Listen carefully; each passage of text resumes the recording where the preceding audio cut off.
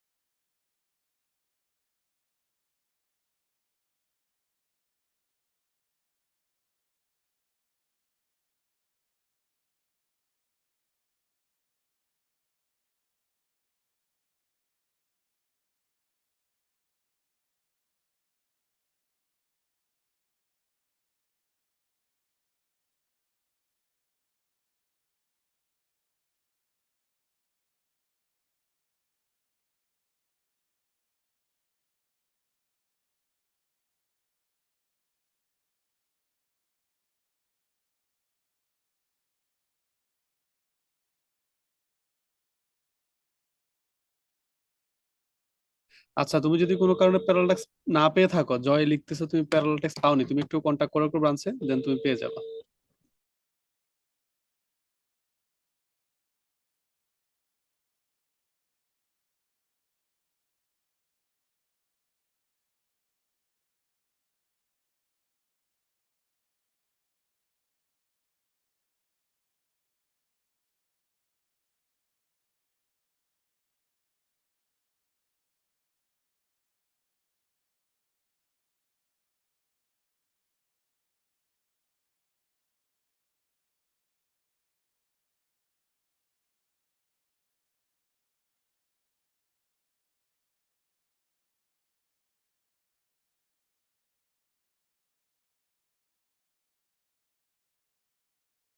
পরে কি বলছে, এই চ্যাপ্টার নিয়ে কি বলছে তোমাকে?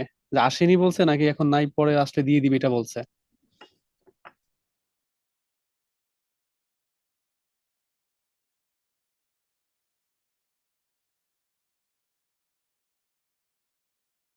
ঠিক আছে, তাহলে তোমরা ওয়েট করো, যতদিন আসবে তো যখন আসবে তখন তোমাদেরকে জানিয়ে দেওয়া হবে, তোমরা কি কালেক্ট করে নিবা। ওকে।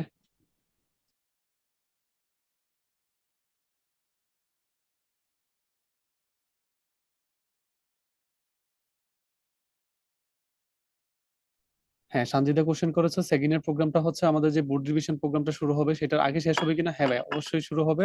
আমরা ওই সিস্টেমে বোর্ড ডিভিশন যে রুটিনটা আছে সেটা করব। তো মানে ওইটার আগেই হবে, মানে আগেই শেষ হয়ে যাবে আর কি তোমাদের এই কোর্সটা। কারণ তোমরা যদি দুইটা কোর্স একসাথে থাকে তাহলে তো আর তোমরা কাজ করতে পারো না। তো এই জন্য আগেই শেষ হবে, অবশ্যই আগে শেষ হবে।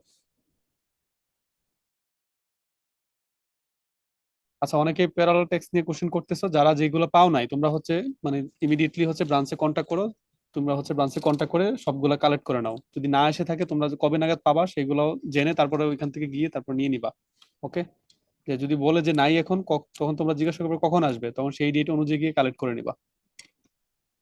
বর্ষা বলতেছো যেটা, হ্যাঁ তুমি কন্ট্যাক্ট করো ব্রাঞ্চে, কন্ট্যাক্ট করে বলে দাও যে যাতে আমার তোমারটা সংগ্রহ করে দেয়।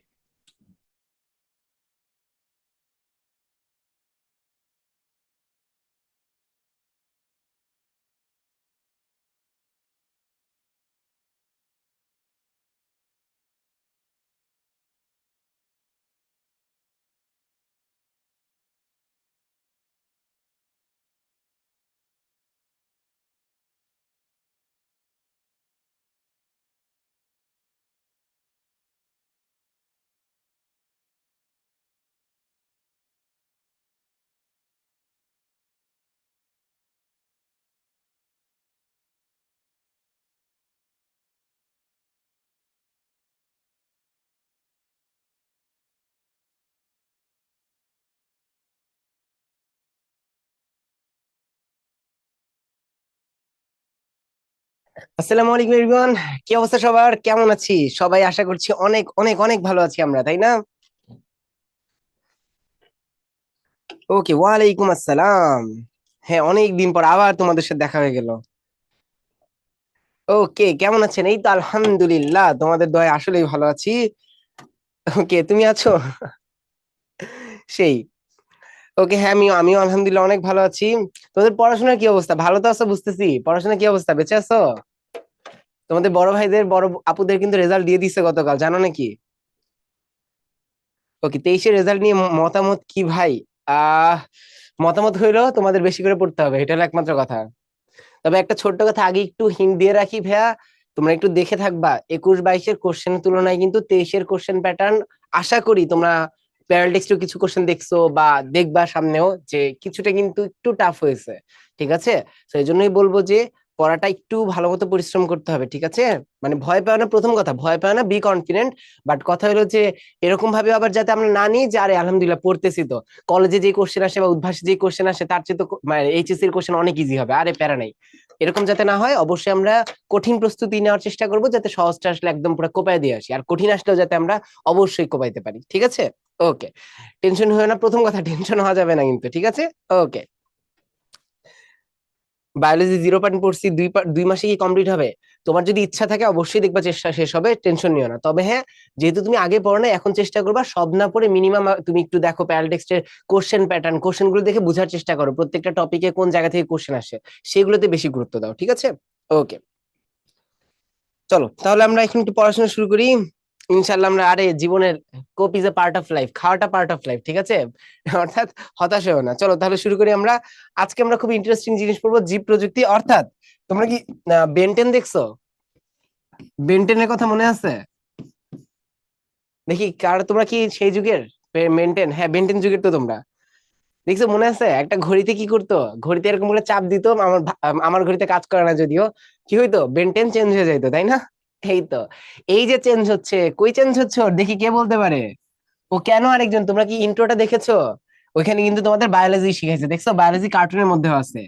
ওর জিন পরিবর্তন হয়েছিল, তাই না? মনে আছে? ওর কি হয়েছিল? জিন পরিবর্তন। ইটস হিরো টাইম, এটা কে জানি বলছে, রাতু, তাই না? সেটাই, আজকে আমরা সেই বেনটেনের কাহিনী পড়াশোনা করব। অর্থাৎ কি হচ্ছে, আমাদের জিন কিভাবে আমরা পরিবর্তন করতে পারি। ভাই শুধু কি জিন? শুধু জিন না, আমরা তার সাথে দেখবো, তোমরা কি ওগিয়ান দা ককরোচেস দেখেছো?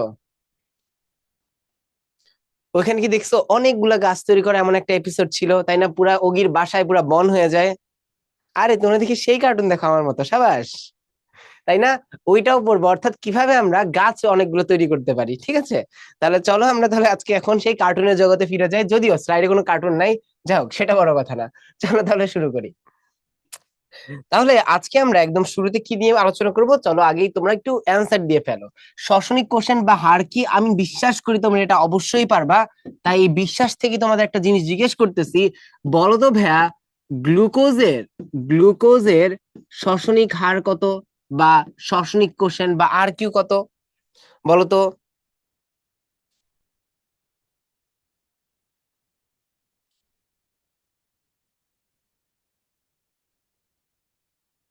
আরে আগুন এক একজন, সাবাস, ইয়া অ্যান্সার হলো 1। ওকে, অনেকে জিজ্ঞেস করতেছো ভাইয়া সঞ্চারী আপু কই? আপু অবশ্যই চলে আসবে আপু, কোনো টেনশন নিও না, আজকে একটু ব্যস্ততার জন্য আপু আসতে পারে নাই। এরপরে দেখো, অক্সিডেটিভ ফটোফসফোরাইলেশন কি, আমি বিশ্বাস করি এটা তোমরা অবশ্যই পারবা। তাই এই বিশ্বাস থেকে একটা ছোট্ট কোশ্চেন দিচ্ছি। বলো তো ভাই, আমি যদি জিজ্ঞেস করি 2NADH2 প্লাস, সাপোজ বললাম 2FADH2, এই দুইটা থেকে, এরকম কোশ্চেন কিন্তু অবজেক্টিভ অনেক সময় দিয়ে দেয় এইচএসসি, দেখবা ইটিএস প্রসেসে কতগুলো এটিপি তৈরি হবে বলো তো? এখান থেকে কতগুলো এটিপি তৈরি হবে? এই ভুল করো না, এটা যদি ভুল করো খবর আছে, বাসায় যায় মাইর দিয়ে আসতে হবে তোমাদের। এই তো আলহামদুলিল্লাহ, আমি দেখতেছি অনেকেই পারতেছো তোমরা, কিন্তু ঝামেলা হলো কয়েকজন কেন জানি একটু গুলাই ফেলছো। ওকে, আমি বিশ্বাস করি তোমরা অবশ্যই জানো। আমি যদি অবশ্যই তোমাদের বাসায় যে জিজ্ঞেস করতাম, বলো তো ভাই এনএডিএইচ2 থেকে কয়টা এটিপি হয়, অবশ্যই তোমরা বলতে পারতাম ভাইয়া 3টা এটিপি হয়। এবং এফএডিএইচ2 থেকে আমরা জানি কয়টা, 2টা এটিপি হচ্ছে। তাহলে অবশ্যই 3 3 গুণে 6 যোগ 2 2 গুণা 4। সো অ্যান্সার কত? অবশ্যই বিশ্বাস করি তোমরা 10 এটিপি বলতেই পারবা। ঠিক আছে, ঠিক আছে, ওকে। ভাই NADPH2 আর NADPH++ এর পার্থক্য কি? ওকে, টেকনিক্যালি কোনো পার্থক্য নাই, এই লেভেলে তোমাদের পার্থক্য জানার তেমন দরকার নাই। জাস্ট এইটুক বিশ্বাস করে নাও, হাইড্রোজেন বেশি আছে মানে এটা হলো বিজারিত অবস্থা, হাইড্রোজেন কম থাকলে সেটা ছিল NAD, যেটা সেটা জারিত অবস্থা। ঠিক আছে, পরীক্ষার খাতায় ওই যে রিয়াকশনের সময় NADPH+H+ রাখাটা বেস্ট রিয়াকশনের সময়। বাট যদি তুমি দেখো যে পরীক্ষায় এতগুলা বা ধরো বললা 10টা NADH+H+ তৈরি হয়েছে, এটাও বলা যায়, অথবা 10টা NADH2 তৈরি হয়েছে, এটাও বলা যায়, টেনশন নেওয়ার কোনো কারণ নাই। ওকে, তারপরে দেখো উদ্দীপকে প্রদর্শিত চক্রটি সম্পূর্ণ করো। বলতো এটা কিসের চক্র, দেখি কে কে বলতে পারে, বলতো এটা কোন চক্রের কথা বলা হচ্ছে?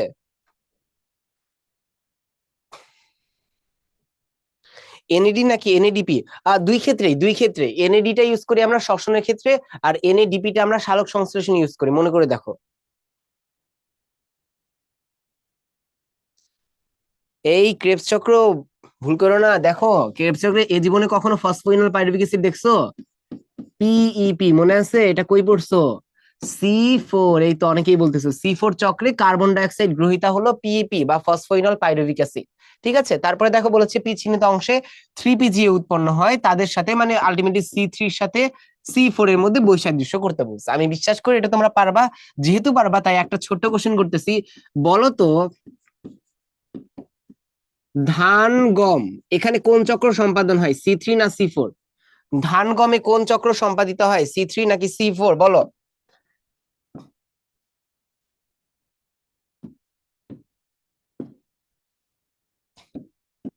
বলো ধান গম কোনটা হয়? এই তো সাবাস, C4, এটা ভুল করো না, সরি বাই মিস্টেক C3, এটা পরীক্ষায় ভুল করো না, ধান গমে কিন্তু C3। তবে আমি যদি বলতাম যে ইক্ষু অথবা আখ, সুগার বিট, এইসব কথাবার্তা যদি বলতাম তাহলে অ্যান্সার হইতো C4। ঠিক আছে, পরীক্ষায় এগুলো কিন্তু একটু গুলায় যায়, এটা যাতে না গুলায় আমাদের, আমরা পারবো, বিশ্বাস করি পারবো আমরা। চলো তাহলে আগে আছে B33, আজকে আমরা কি পড়বো, ওই যে প্রথমে অগিয়ান দা ককরোচেসে যাবো।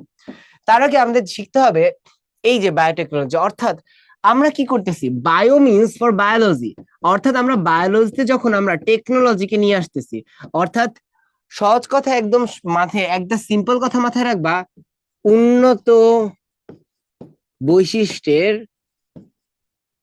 উন্নত বৈশিষ্ট্যের বা বলতে পারো উপকারী বৈশিষ্ট্য বা অধিক মানে বা বলতে পারো উপকারের জন্য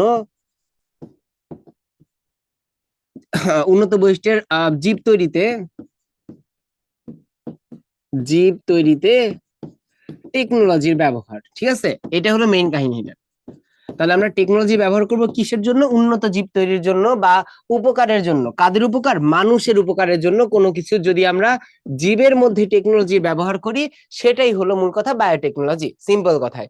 তাহলে পরীক্ষার ক্ষেত্রে একটা জিনিস খেয়াল রাখবা যে তোমার যাতে এই জীব প্রযুক্তির সংজ্ঞা অনেক সময় কতে চলে আসে, তখন যাতে এইরকম কিছু কথা আমাদের থাকে, যেটা ভাইয়া বললাম, কি বললাম, আমরা উন্নত বৈশিষ্ট্যের কিছু একটা তৈরি করবো। দেখো তো কি বলছে যে উন্নত বৈশিষ্ট্যসম্পন্ন নতুন উদ্ভিদ, প্রাণী, অণুজীব অথবা দ্রব্য উৎপাদন করতেছি। ওকে, কিভাবে করলাম মনে আছে, জীবের মধ্যে যদি আমরা টেকনোলজি দেই, কিভাবে টেকনোলজি দিব খেয়াল করে দেখো।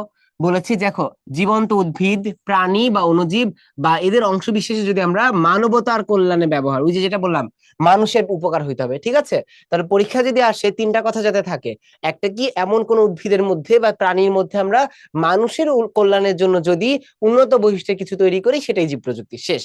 ওকে, তাহলে আমরা কাহিনী ক্লিয়ার যে আমরা জীবনের মধ্যে বা লাইফের মধ্যে আমরা টেকনোলজি অ্যাপ্লাই করতেছি।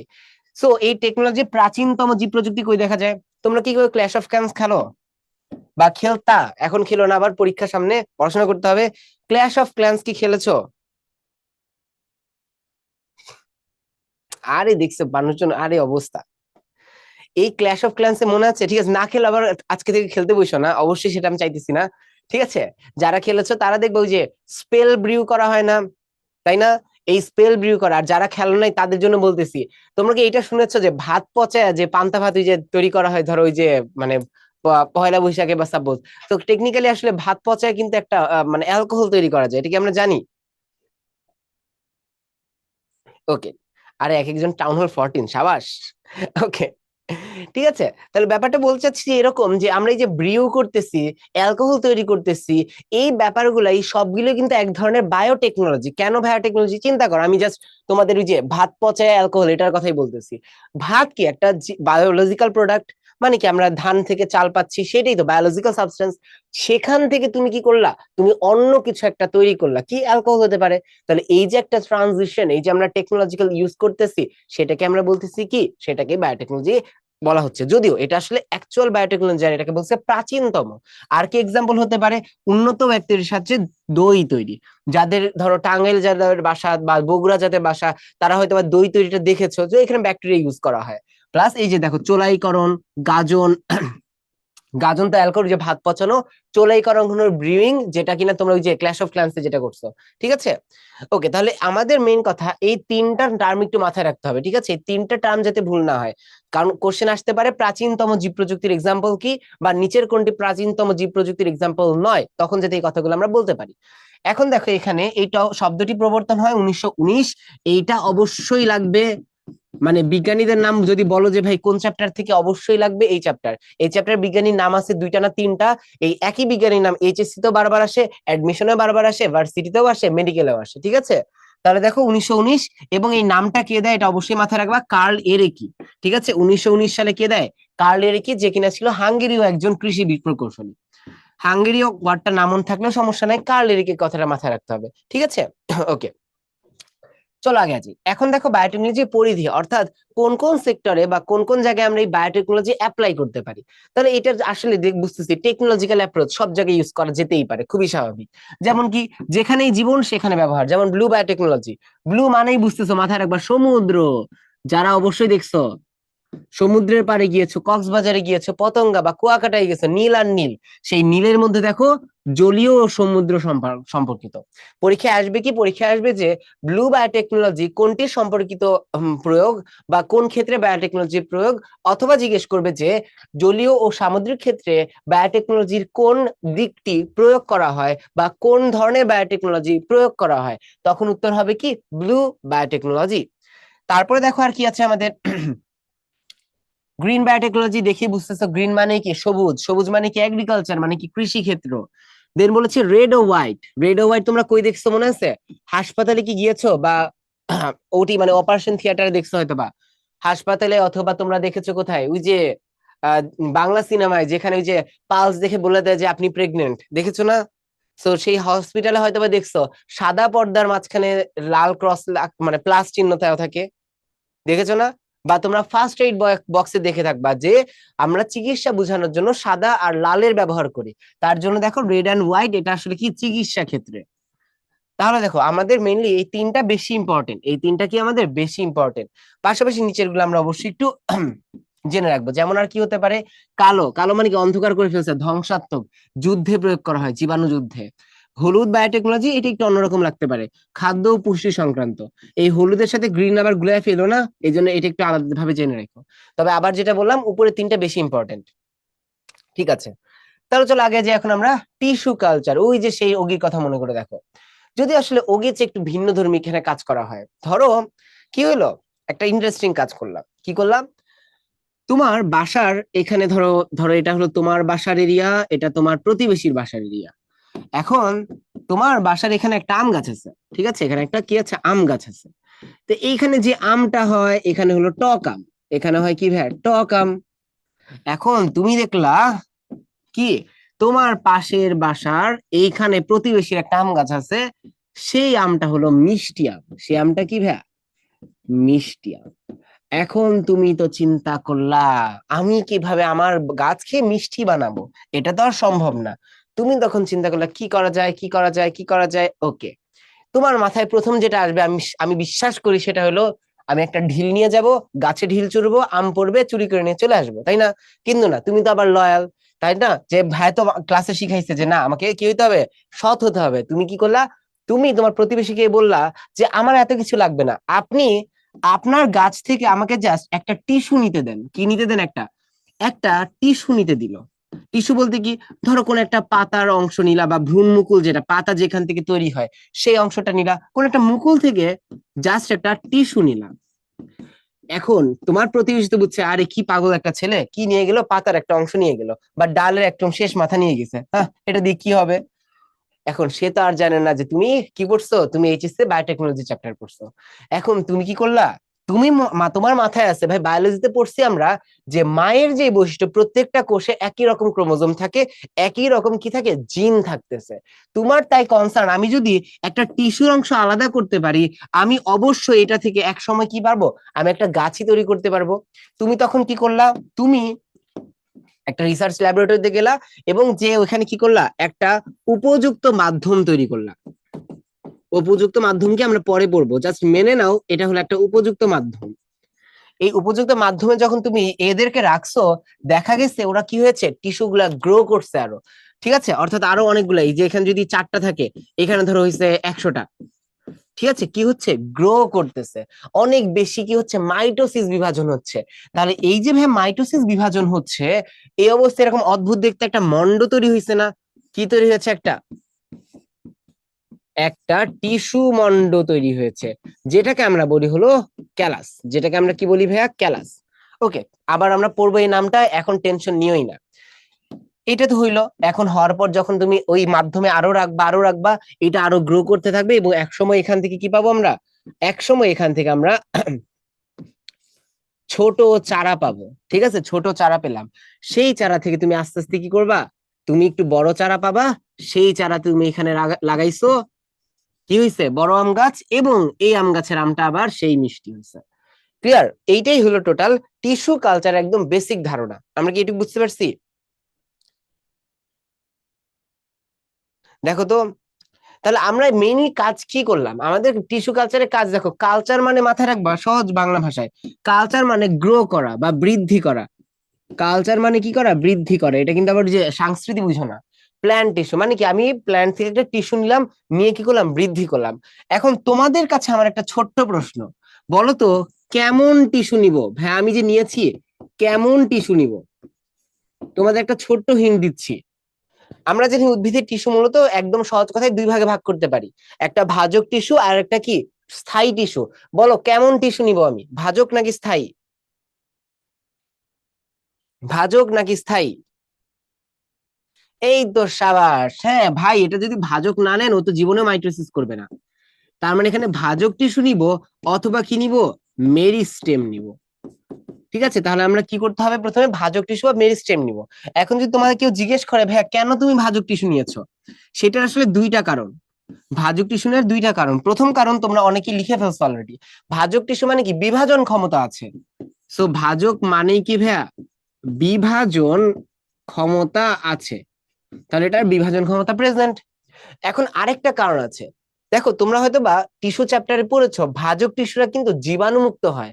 কেন জীবাণুমুক্ত হয়, ওরা ক্রমাগত বিভাজিত হতেই আছে, কন্টিনিউয়াসলি বিভাজন চলতেই আছে। একটা একটা জীবাণু এসে আক্রমণ করার আসলে সুযোগই পায় না, ততক্ষণে আরো 10 বার বিভাজন হয়ে গেছে। সো এই যে ক্রমাগত বিভাজন হচ্ছে, তার জন্য এরা কি হয়, এরা হলো জীবাণুমুক্ত হয়। আমাদের তো দেখো নতুন উদ্ভিদ যদি আগে থেকে জীবাণু দিয়ে আক্রান্ত থাকে, তুমি কি আর আম পাবা? তুমি তো অবশ্যই আম গাছের মানে ওই বড়ই হবে না, ওই অবস্থায় চারা অবস্থায় মারা যাবে। তাহলে আমাদের জীবাণু মুক্ত হতে হবে, আমরা কি একটু ক্লিয়ার? এখন তাহলে এই যে আমরা যেই টিস্যুটা নিচ্ছি, তাহলে এখান থেকে আমরা একটা জিনিস দেখলাম, এই যে কেমন টিস্যু মানে কোনটা নিচ্ছি, যেই টিস্যুটা নিচ্ছি, যেই টিস্যু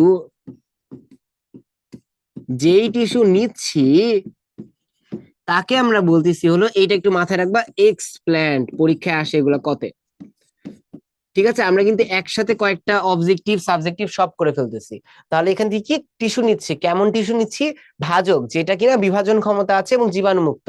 আর এই যে যেই টিস্যুটা নিচ্ছি, তাকে আমরা বলতেছি এক্সপ্ল্যান্ট। ঠিক আছে, ওকে, তাহলে চলো আবার আমরা সামনে আগানোর চেষ্টা করি।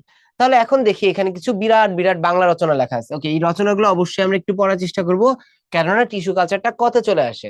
তাহলে এখানে দেখো, যে কোনো বিভাজনক্ষম অঙ্গ, দেখো ভাজক টিস্যু কিন্তু বিভাজনক্ষম ছাড়া পাওয়া যাবে না।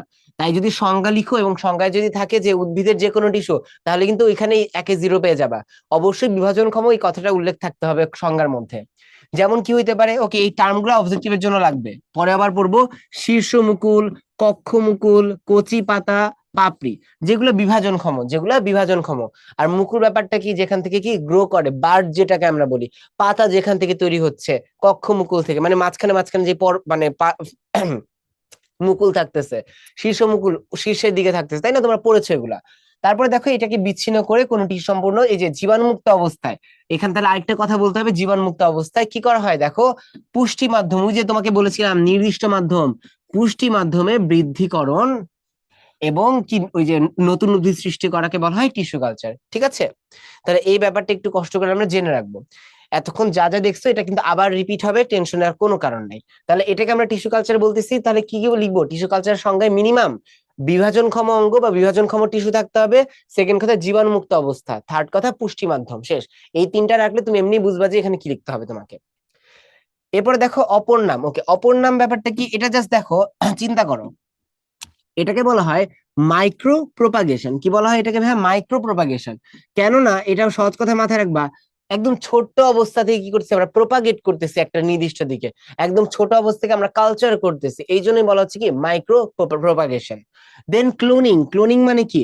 আইডেন্টিক্যাল টুইন, একই জিনিস অনেকবার তৈরি করা যাচ্ছে, এই জন্য এটাকে কি বলা হচ্ছে? ক্লোনিং বলা যাচ্ছে। দেন ইনভিট্রো কালচার। ওকে, ইনভিট্রো কেন বলা হয়? কারণ এটা ওই যে ল্যাবরেটরিতে করে, আমি একটু আগে বলেছিলাম যে তুমি ল্যাবরেটরিতে নিয়ে গিয়েছো, তাই এটা কি করা হয় ল্যাবরেটরিতে, ল্যাবে করা হয় বা টেস্ট টিউবে করা হয়, ল্যাবে অথবা টেস্ট টিউবে করা হয়, ল্যাবে বা টেস্ট টিউবে করা হয়, তাই একে ইনভিট্রো কালচার বলা হয়। ঠিক আছে, ওকে, তাহলে আমরা ক্লিয়ার এই পর্যন্ত। এখন দেখো টিস্যু কালচার পদ্ধতি কি প্রথম উদ্ভাবন করে কি, নামটা অবশ্যই অবশ্যই লাগবে, হেবারল্যান্ড। প্রথম উদ্ভাবন করে কি, এই ওয়ার্ডটা আনে হেবারল্যান্ড, তাই তাকে কি বলা হয় টিস্যু কালচারের জনক। এই দুইটা কথা লাগবেই, প্রথম কে উদ্ভাবন করে, আরেকটা কথা টিস্যু কালচারের জনক কে, হেবারল্যান্ড। ঠিক আছে, ওকে।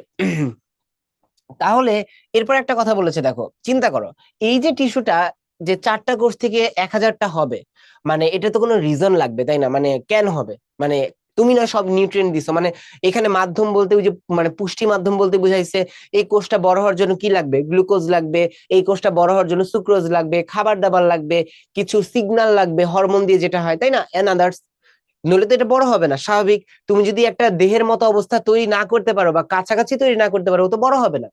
কিন্তু একটা জিনিস চিন্তা করো, তুমি না বাইরে থেকে সবকিছু দিলা, ধরো কি হইলো, তোমার সকালে কলেজ 8টার সময়, তোমার আম্মু কি করলো, তোমার মোবাইল অ্যালার্ম সেট করছে, তোমার ঘড়িতে অ্যালার্ম সেট করছে, তোমার আম্মু সকাল 7টার সময় সে তোমাকে অনেকবার ডেকে গেছে।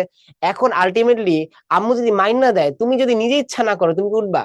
মানে টেকনিক্যালি কি, আমরা এক্সটার্নালি সবকিছু ঠিক করছি, বাট আমাদের ইন্টারনালি আমরা যদি নিজেরা কশাস না হই, ও তো কখনো গ্রো করবে না। এই 4টা তো অবশ্যই 1000টা হবে না যদি না ওর নিজের কোনো ইচ্ছা থাকে, এটুকু বুঝতে পেরেছি তাই না? তাই না, এইটুকু তো আমরা ক্লিয়ার হচ্ছি যে ওর নিজের ইচ্ছা থাকলে, না থাকলে এটা তো হবে না, তার জন্য ওদের নিজের একটা ইচ্ছা লাগবে। এইটাই এর আগে প্রমাণ করছে কে, মর্গান। মর্গান কি প্রমাণ করে গিয়েছে? মর্গান প্রমাণ করেছে যে ভাইয়া যে প্রতিটি প্রতিটি সজীব উদ্ভিদ কোষেরই একটি পূর্ণাঙ্গ উদ্ভিদে পরিণত হওয়ার অন্তর্নিহিত ক্ষমতা আছে। মানে সবাই কি গোপনে চায় যে না আমি একটা কোষ থাকবো না, আমি একটা টিস্যু থাকবো না, সবাই চায় কি হইতে, একটা উদ্ভিদ হইতে চায়, সবাই একটা কি হতে চায়, উদ্ভিদ হতে চায়। অর্থাৎ তুমি যে আম গাছটা, আমটা খাচ্ছ, সেই আমের মধ্যে যে চোচার যে কোষগুলা ছিল, যেটা কিন্তু তুমি ডাস্টবিনে ফেলে দিছো, তারও একটা ইচ্ছা ছিল একটা কোষ হওয়ার। ঠিক আছে, এটাই বলে গেছে মর্গান। এই টার্মটা লাগবে, এটা তোমরা আর কোথায় দেখেছো? তোমরা দেখেছো হাইড্রার মধ্যে, যেখানে ইন্টারস্টিশিয়াল কোষ ছিল, তাই না? ওকে, কোষের ইচ্ছা কিভাবে থাকে? ওকে, ব্যাপারটা ইচ্ছা না, কোষের জিনগত কিছু ক্রাইটেরিয়া থাকে, যেটা ওকে চায় বারবার ডিভিশনের জন্য ইন্ট্রিনসিক ভাবে ওকে ইনফ্লুয়েন্স করে। ঠিক আছে, ভিতরে মেকানিজম দরকার নেই, আপাতত জাস্ট মেনে নাও যেটা হয় তাইলেই হবে। ওকে, এখন দেখো কোন টিস্যু ব্যবহার করবো আমরা কিন্তু বলে ফেলছি, জাস্ট একবার রিডিং দিবা।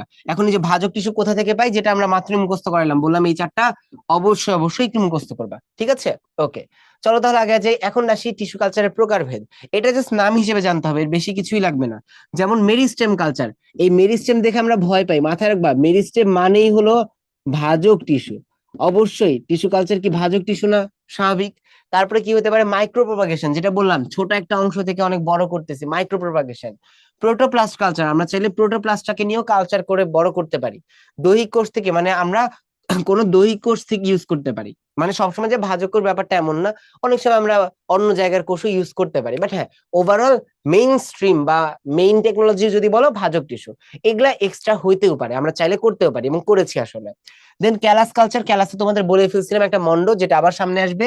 পরাগধানী কালচার আমরা করতে পারি, অর্থাৎ শুধুমাত্র এখান থেকে পরাগ রেণু থেকে, মনে আছে আমরা শিখেছি না যে পুংদণ্ড, পরাগধানী, সেটার মধ্যে পরাগ রেণু থাকে, সেখান থেকে আমরা করতে পারি। দেন কি কক্ষম কুল থেকে আমরা করতে পারি চাইলে, ঠিক আছে।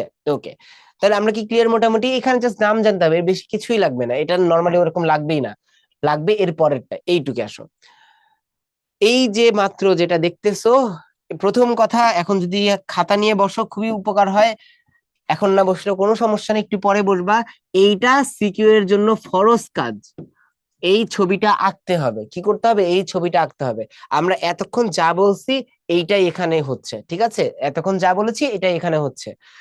দেখো কি করতেছি আমরা, চলো চিন্তা করি।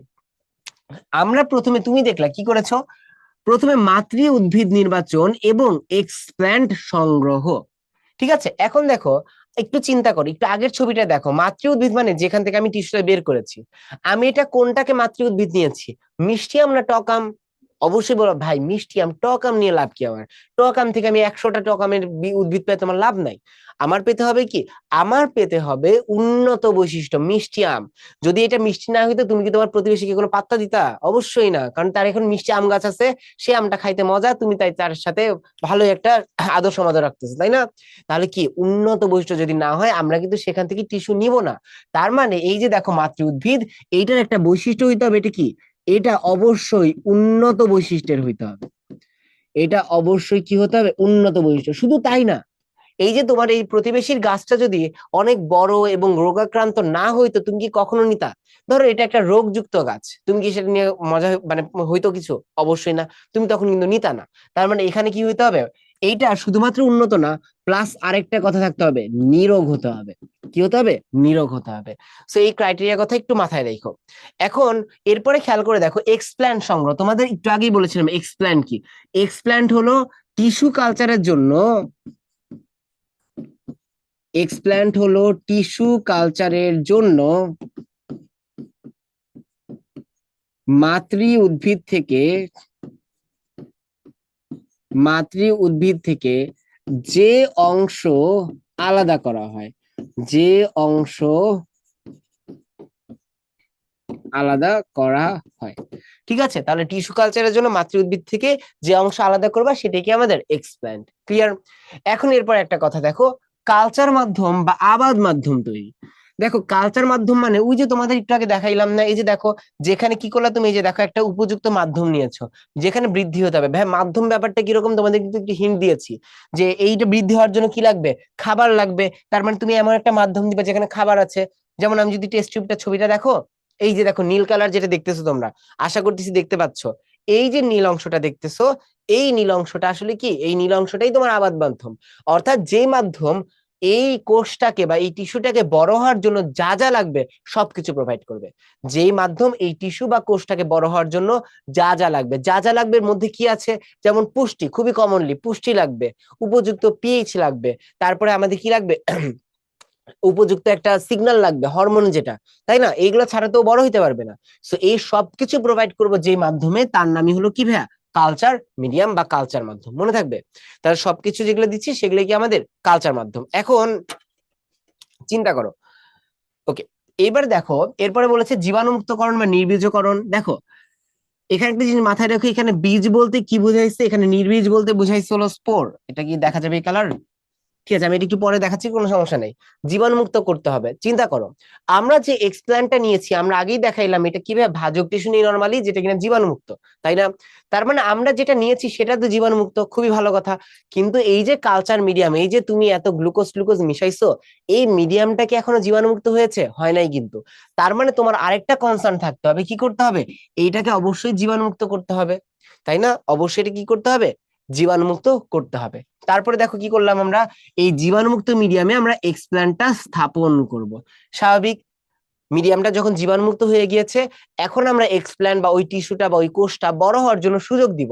অর্থাৎ এই যে দেখো টিস্যু স্থাপন করে ফেললাম। কি করলাম? টিস্যু স্থাপন করে ফেললাম। যে এখন স্থাপন হওয়ার পর দেখো কি হচ্ছে, এখানে ক্যালাস সৃষ্টি হয়। এটা খুবই ইন্টারেস্টিং।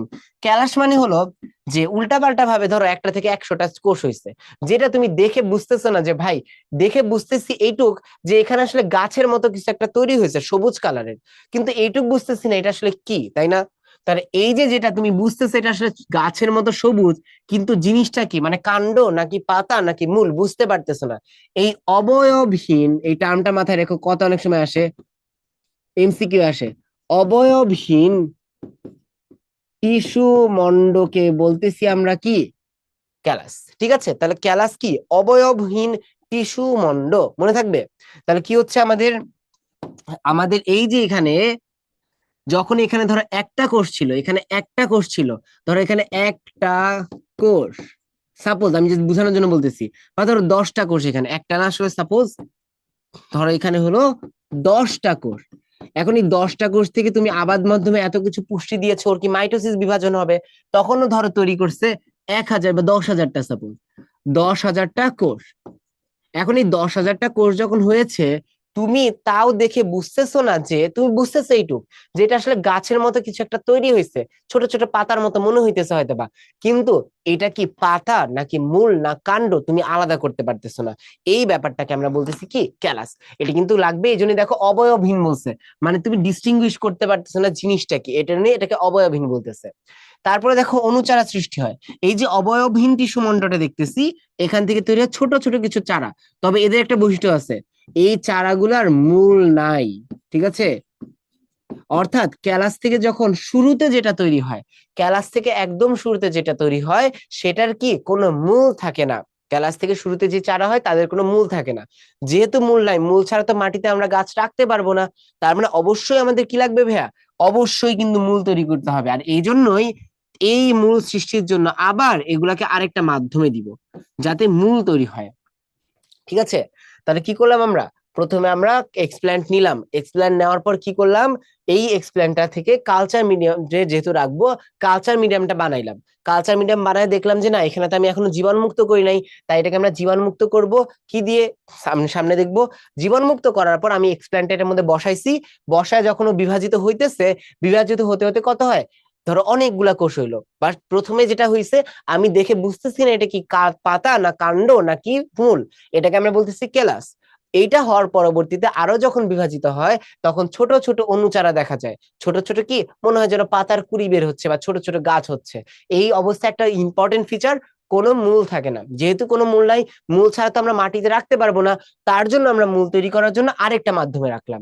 দেন মূল তৈরি হবে, এই যে মূল সৃষ্টি হইলো, অনু উদ্ভিদ হইছে, দেন এটাকে টবে স্থাপন করব, তারপরে সেটাকে মাটিতে রোপণ করব। ক্লিয়ার আমরা? দেখো আমরা কি একটু বুঝতে পেরেছি, বলতো মেইন প্রসেসটা আমাদের কিন্তু লাগবে। এই যে ফ্লো চার্টটা হলো, আজকে ওই যে রাতে ঘুমানোর আগে একবার মুখস্থ করবা, ঘুম থেকে উঠে একবার মুখস্থ করবা, ঠিক আছে? পরীক্ষায় ফ্লো চার্ট দিয়ে আঁকবা না, ফ্লো চার্ট গুলোই তোমার হেডিং, মানে তোমার পরীক্ষার খাতায় 1 2 3 4 করে হলেও এই ফ্লো চার্টের কথাগুলো থাকতে হবে। ওকে, ঠিক আছে, চলো তাহলে আগে আছি আমরা। এখন দেখো এই যে মাতৃ উদ্ভিদ নির্বাচন আমরা বলে ফেলছি, এটা উন্নত উদ্ভিদ হইতে হবে, এক্সপ্ল্যান্ট কি বলে ফেলছি, কালচার মিডিয়াম। ওকে, কালচার মিডিয়াম মানে কি, ওই যে উদ্ভিদটাকে বৃদ্ধির জন্য যে মিডিয়ামটা ইউজ করা হয় তাকে বলা হয় কালচার মিডিয়াম, যেটার অপর নাম হলো গ্রোথ মিডিয়াম। কালচার মিডিয়ামের আরেকটা নাম কি ভাইয়া, আরেকটা নাম হলো গ্রোথ মিডিয়াম। কেন না, এখানে আসলে কি হয়, বা বেসাল মিডিয়াম বলা হয়। বেসাল মিডিয়াম মানে বেসিক সকল সাবস্টেন্স থাকে বা মৌলিক উপাদান থাকে এখানে। এখন মৌলিক উপাদান থাকে যেখানে কিনা গ্রোথ হয়, তাই একে গ্রোথ মিডিয়াম বা বেসাল মিডিয়ামও বলা হয়। এখন ভাই মিডিয়ামে তাহলে থাকেটা কি, চলো দেখি থাকেটা কি, কি কি প্রয়োজন এই মিডিয়াম তৈরি করার জন্য। এইগুলো অবশ্যই অবশ্যই লাগবে। প্রথম কথা, আমরা চ্যাপ্টার 9 এর শুরুতে পড়েছিলাম, মনে আছে, মুখ্য মেজর ম্যাক্রো উপাদান মাইক্রো উপাদান, তাই না? এখানেও সেম, ওই মেজর মানে মুখ্য ও গৌণ কিছু উপাদান দরকার, মুখ্য ও গৌণ কিছু কি দরকার, উপাদান দরকার। তাহলে প্রথম দরকার কি, কিছু মুখ্য গৌণ উপাদান, কারণ কি ওগুলা ছাড়া বাঁচতে পারবে না, যে অত্যাবশ্যকীয় উপাদান আমরা পড়ে ফেলছিলাম। সেকেন্ড কথা কি লাগবে, সেকেন্ড কথা এখানে থাকে হলো কিছু ভিটামিন দিতে হয়।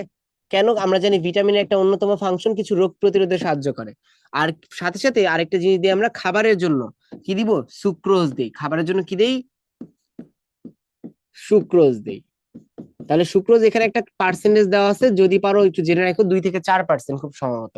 দেন 3 নাম্বার, 3 নাম্বারে কি দিয়ে আমরা চিন্তা করো, যেটা তোমাদের আগেও বলেছিলাম, আমাদের কি লাগবে, আমাদের ফাইটো হরমোন দিতে হবে, তাই না? মানে মূল কথা হরমোন দিতে হবে। কেন হরমোন দিতে হবে, সিগন্যালিং এর জন্য বলেছিলাম, মনে আছে?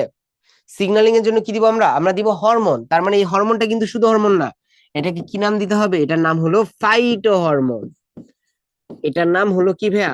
Phyto hormone. ফাইটো মানে কি ভাইয়া? ফাইটো মানে হলো উদ্ভিদ, তার মানে এটা হলো উদ্ভিদ হরমোন। ফাইটো মানে হলো উদ্ভিদ, তার মানে এটা উদ্ভিদ হরমোন হতে হবে, ঠিক আছে? এখন একটু জাস্ট চিন্তা করো, একটু জাস্ট চিন্তা করো, কি চিন্তা করবো ভাইয়া? দেখো, আমি যদি এই মিডিয়ামটা যখন তৈরি করেছি, এটাকে একটা লিকুইড মিডিয়াম না, মানে আমি তো ধরো পানিতে তুমি চিনি গুলছো, বা এইখানে তো পানিতে তুমি সুক্রোজ গুলছো, ওরা কি পুরাটা কি হয়ে যাবে? গুলে যাবে না, মানে এটা তো কোনো সলিড কিছু না। এখন ধরো একটা পানির বালতির মধ্যে তুমি যদি টিস্যু রাখো, কি স্টেবল থাকবে বলতো? একটা পানির বালতি বা একটা পানির গ্লাসের মধ্যে তুমি যদি টিস্যু রাখো, কোনো একটা কিছু, ধর একটা তুমি গাছের পাতার একটা ছোট্ট খন্ডই রাখলা, একদম ছোট্ট খন্ড, ও কি ভাসতে থাকবে না? মানে কোনো স্ট্যাবিলিটি নাই, পুষ্টি পাওয়াটা কি সহজ হবে? অবশ্যই না। তার জন্য আমাদের দেখো, আমি যদি এটাকে লিকুইডই রাখতাম এই মাধ্যমটাকে, তাহলে কিন্তু লাভ হইতো না। সেই জায়গায় তুমি চিন্তা করো, তুমি যদি এই গ্লাসের পানিতে একটু আটা মিশায় দাও, মানে ওটা একটু ঘন করো, একটু থিক বানাও, তাহলে কি হবে? তুমি কিন্তু ইজিলি ওই পাতার ছোট অংশের মতো করে রাখতে পারবা। ঠিক একই কাজ আমরা এখানেই করি, যে এই যে পানির মতো অংশটা, এটা যদি পানির মতো পাতলা থাকে, এটা কিন্তু রাখা যাবে না। আমরা তাই কি করবো? এটাকে একটু সলিড বানাইতে হবে। সলিড বানানো মানে কি? একটু জমাট বাঁধাইতে হবে। সেটার উপাদানটা কি? এখানে দেওয়া হয় এগার দেওয়া হয়, ঠিক আছে? এখানে কি দেওয়া হয়? এগার দেওয়া হয়, যেটা কিনা কি করে? যেটা হলো জমাট, যেটা হলো জমাট বাঁধার উপাদান, ঠিক আছে? জমাট বাঁধে এটা কি করতেছে? এটাকে একটু সলিড বানাচ্ছে, বা সেমি সলিড বা জেলির মতো বানাচ্ছে আসলে, ঠিক আছে? এই জেলির মতো বানানোর পর লাস্ট কথা, আমরা জানি উদ্ভিদের জন্য একটা ইম্পর্টেন্ট জিনিস হলো পিএইচ, কারণ পিএইচ আসলে উদ্ভিদ না, সবার জন্য খুব ইম্পর্টেন্ট। সো পিএইচ হলো 5.5 থেকে 5.8 মেনটেন করতে হয়। এই যে পাঁচটা উপাদান শিখতেছো, সিকিউ এর জন্য, এমসিকিউ এর জন্য, সবকিছুর জন্য লাগবে। ক্লিয়ার? পরীক্ষায় দেখবা সিকিউ এগুলাই আসবে। এগার হলো এক ধরনের পলিস্যাকারাইড, মানে এক ধরনের বলতে পারো কার্বোহাইড্রেটের জাত ভাই, তাইলেই হবে, কার্বোহাইড্রেটের জাত ভাই, ঠিক আছে? ওকে। মাটি দিলে হতো না? না, মাটিতে কি, এখানে প্রথম কথা, মাটি ও নিতে পারবে না। মাটি মানে মাটি থেকে পুষ্টি নেওয়ার জন্য মূল লাগবে, আলাদা কিছু মেকানিজম লাগবে, যেটা তোমরা ওই যে চ্যাপ্টার 9 শুরুতে খনিজ লবণ পরিশোধন শিখে আসছো। ওর তো এগুলো কিছুই তৈরি হয় নাই, তাই ওকে হলো পুষ্টি আলাদা করে দিতে হবে, যে ভাই তোর এখন কাজ, আমি পুষ্টি দিচ্ছি, তুই খাবি, খাস না কেন, এরকম একটা অবস্থা। ক্লিয়ার? আর মাটিতে হলো যে এখন ও নিলে নেক, না নিলে নেক, আমার প্যারা নাই, মানে ওর দায়িত্ব হলো এখন গাছটার মাটি থেকে শুষে নেওয়ার। বাট আমাদের এখানে কিন্তু ওর কোনো দায়িত্ব নেই, ও শুষে নিচ্ছে না, আমরা পাশ থেকে জোর করে ওকে পুষ্টি দিচ্ছি, ঠিক আছে? ওকে। টটিপেরেন্সি আমরা কিন্তু পড়ে ফেলছি, ওই যে হাইড্রার মতো কি ছিল, ওই যে মর্গানের কথাই বলে ফেলছিলাম। ওকে, এবার আসলে জীবাণুমুক্তকরণ বা নির্বীজকরণ। ওকে, এখানে একটা ছোট্ট কথা বলি ভাই, নির্বীজকরণ মানেটা কি আগে সেটা আমাদের জানতে হবে। দেখো, এখানে বীজ বলতে কিন্তু বীজকে বোঝানো হয়নি, মানে এখানে বীজ বলতে আসলে বোঝানো হয় হলো স্পোরকে। এখানে বীজ মানে কি ভাইয়া? বীজ মানে হলো স্পোর, ঠিক আছে? কোন যন্ত্র বা কোনো কিছু থেকে,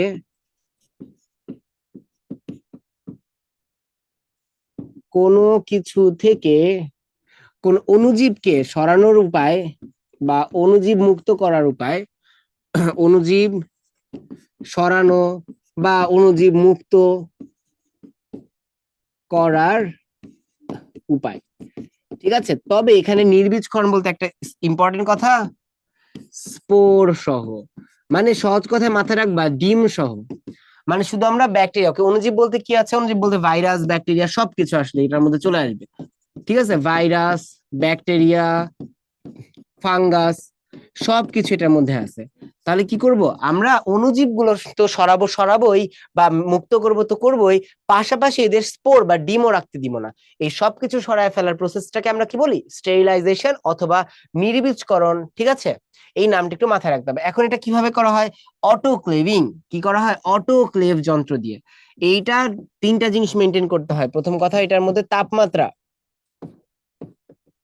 তাপমাত্রা, চাপ এবং সময়, এই তিনটা জিনিস মেনটেন করা হয় অটোক্লেভিং এ।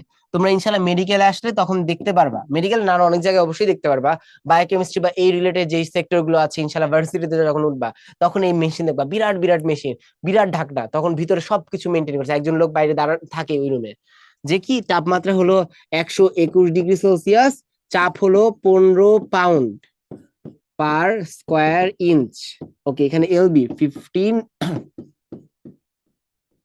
Pound per square inch. তারপরে হলো আমাদের টাইম, টাইম হলো 20 মিনিটস, ঠিক আছে? টাইম হলো 20 মিনিটস। ওকে, তাহলে এই তিনটা জিনিস মেনটেন করা হয়।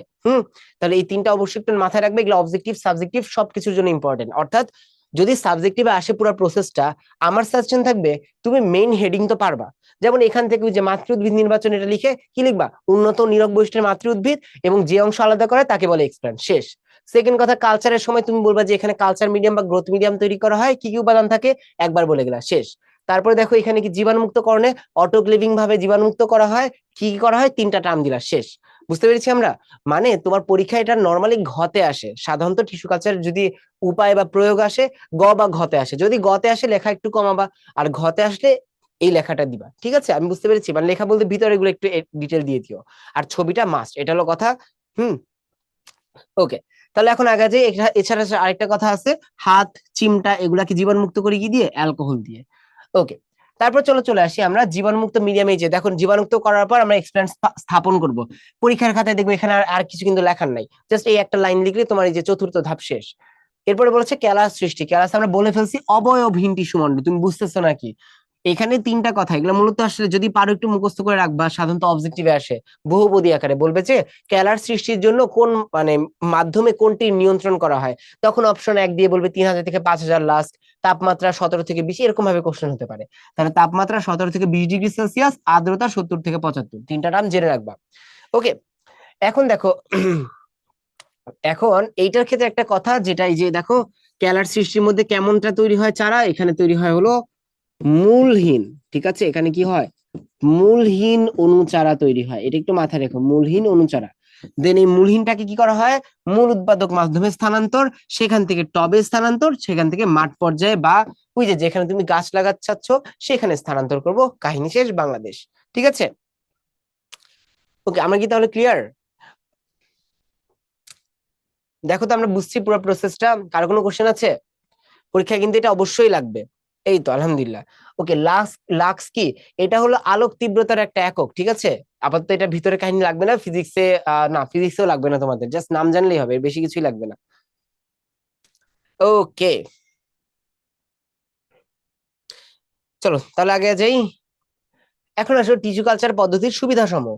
আমরা কিন্তু দেখো এই প্রসেসটা সাধারণত এটা গতে বা ঘতে আসে, পাশাপাশি আসে এই যেটা টিস্যু কালচারের গুরুত্ব বা প্রয়োগ বা উপযোগিতা বা সুবিধা, এটা তোমরা 9-10 হয়তো বা পড়েছো।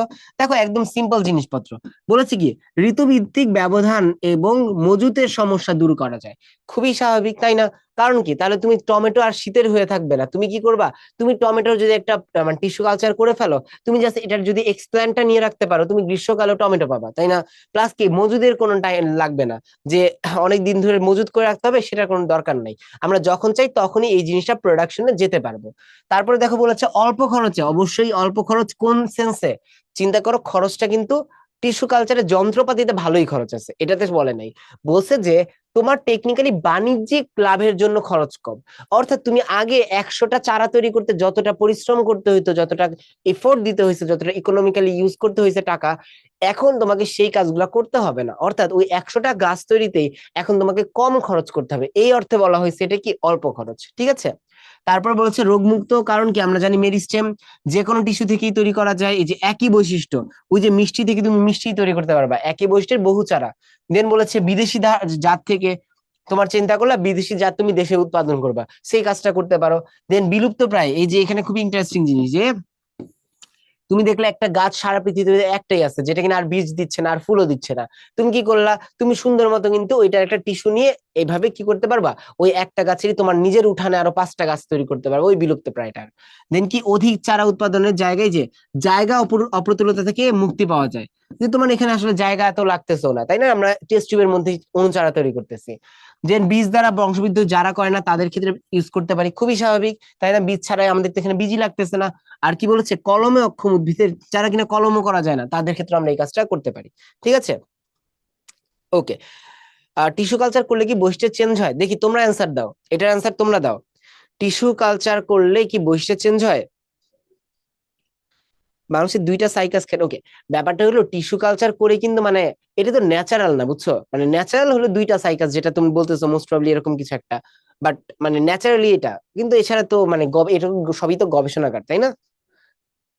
ওকে, ইয়া সেম থাকে না, কিন্তু সরি বাই মিস্টেক, সেম থাকে মানে চেঞ্জ হয় না কিন্তু।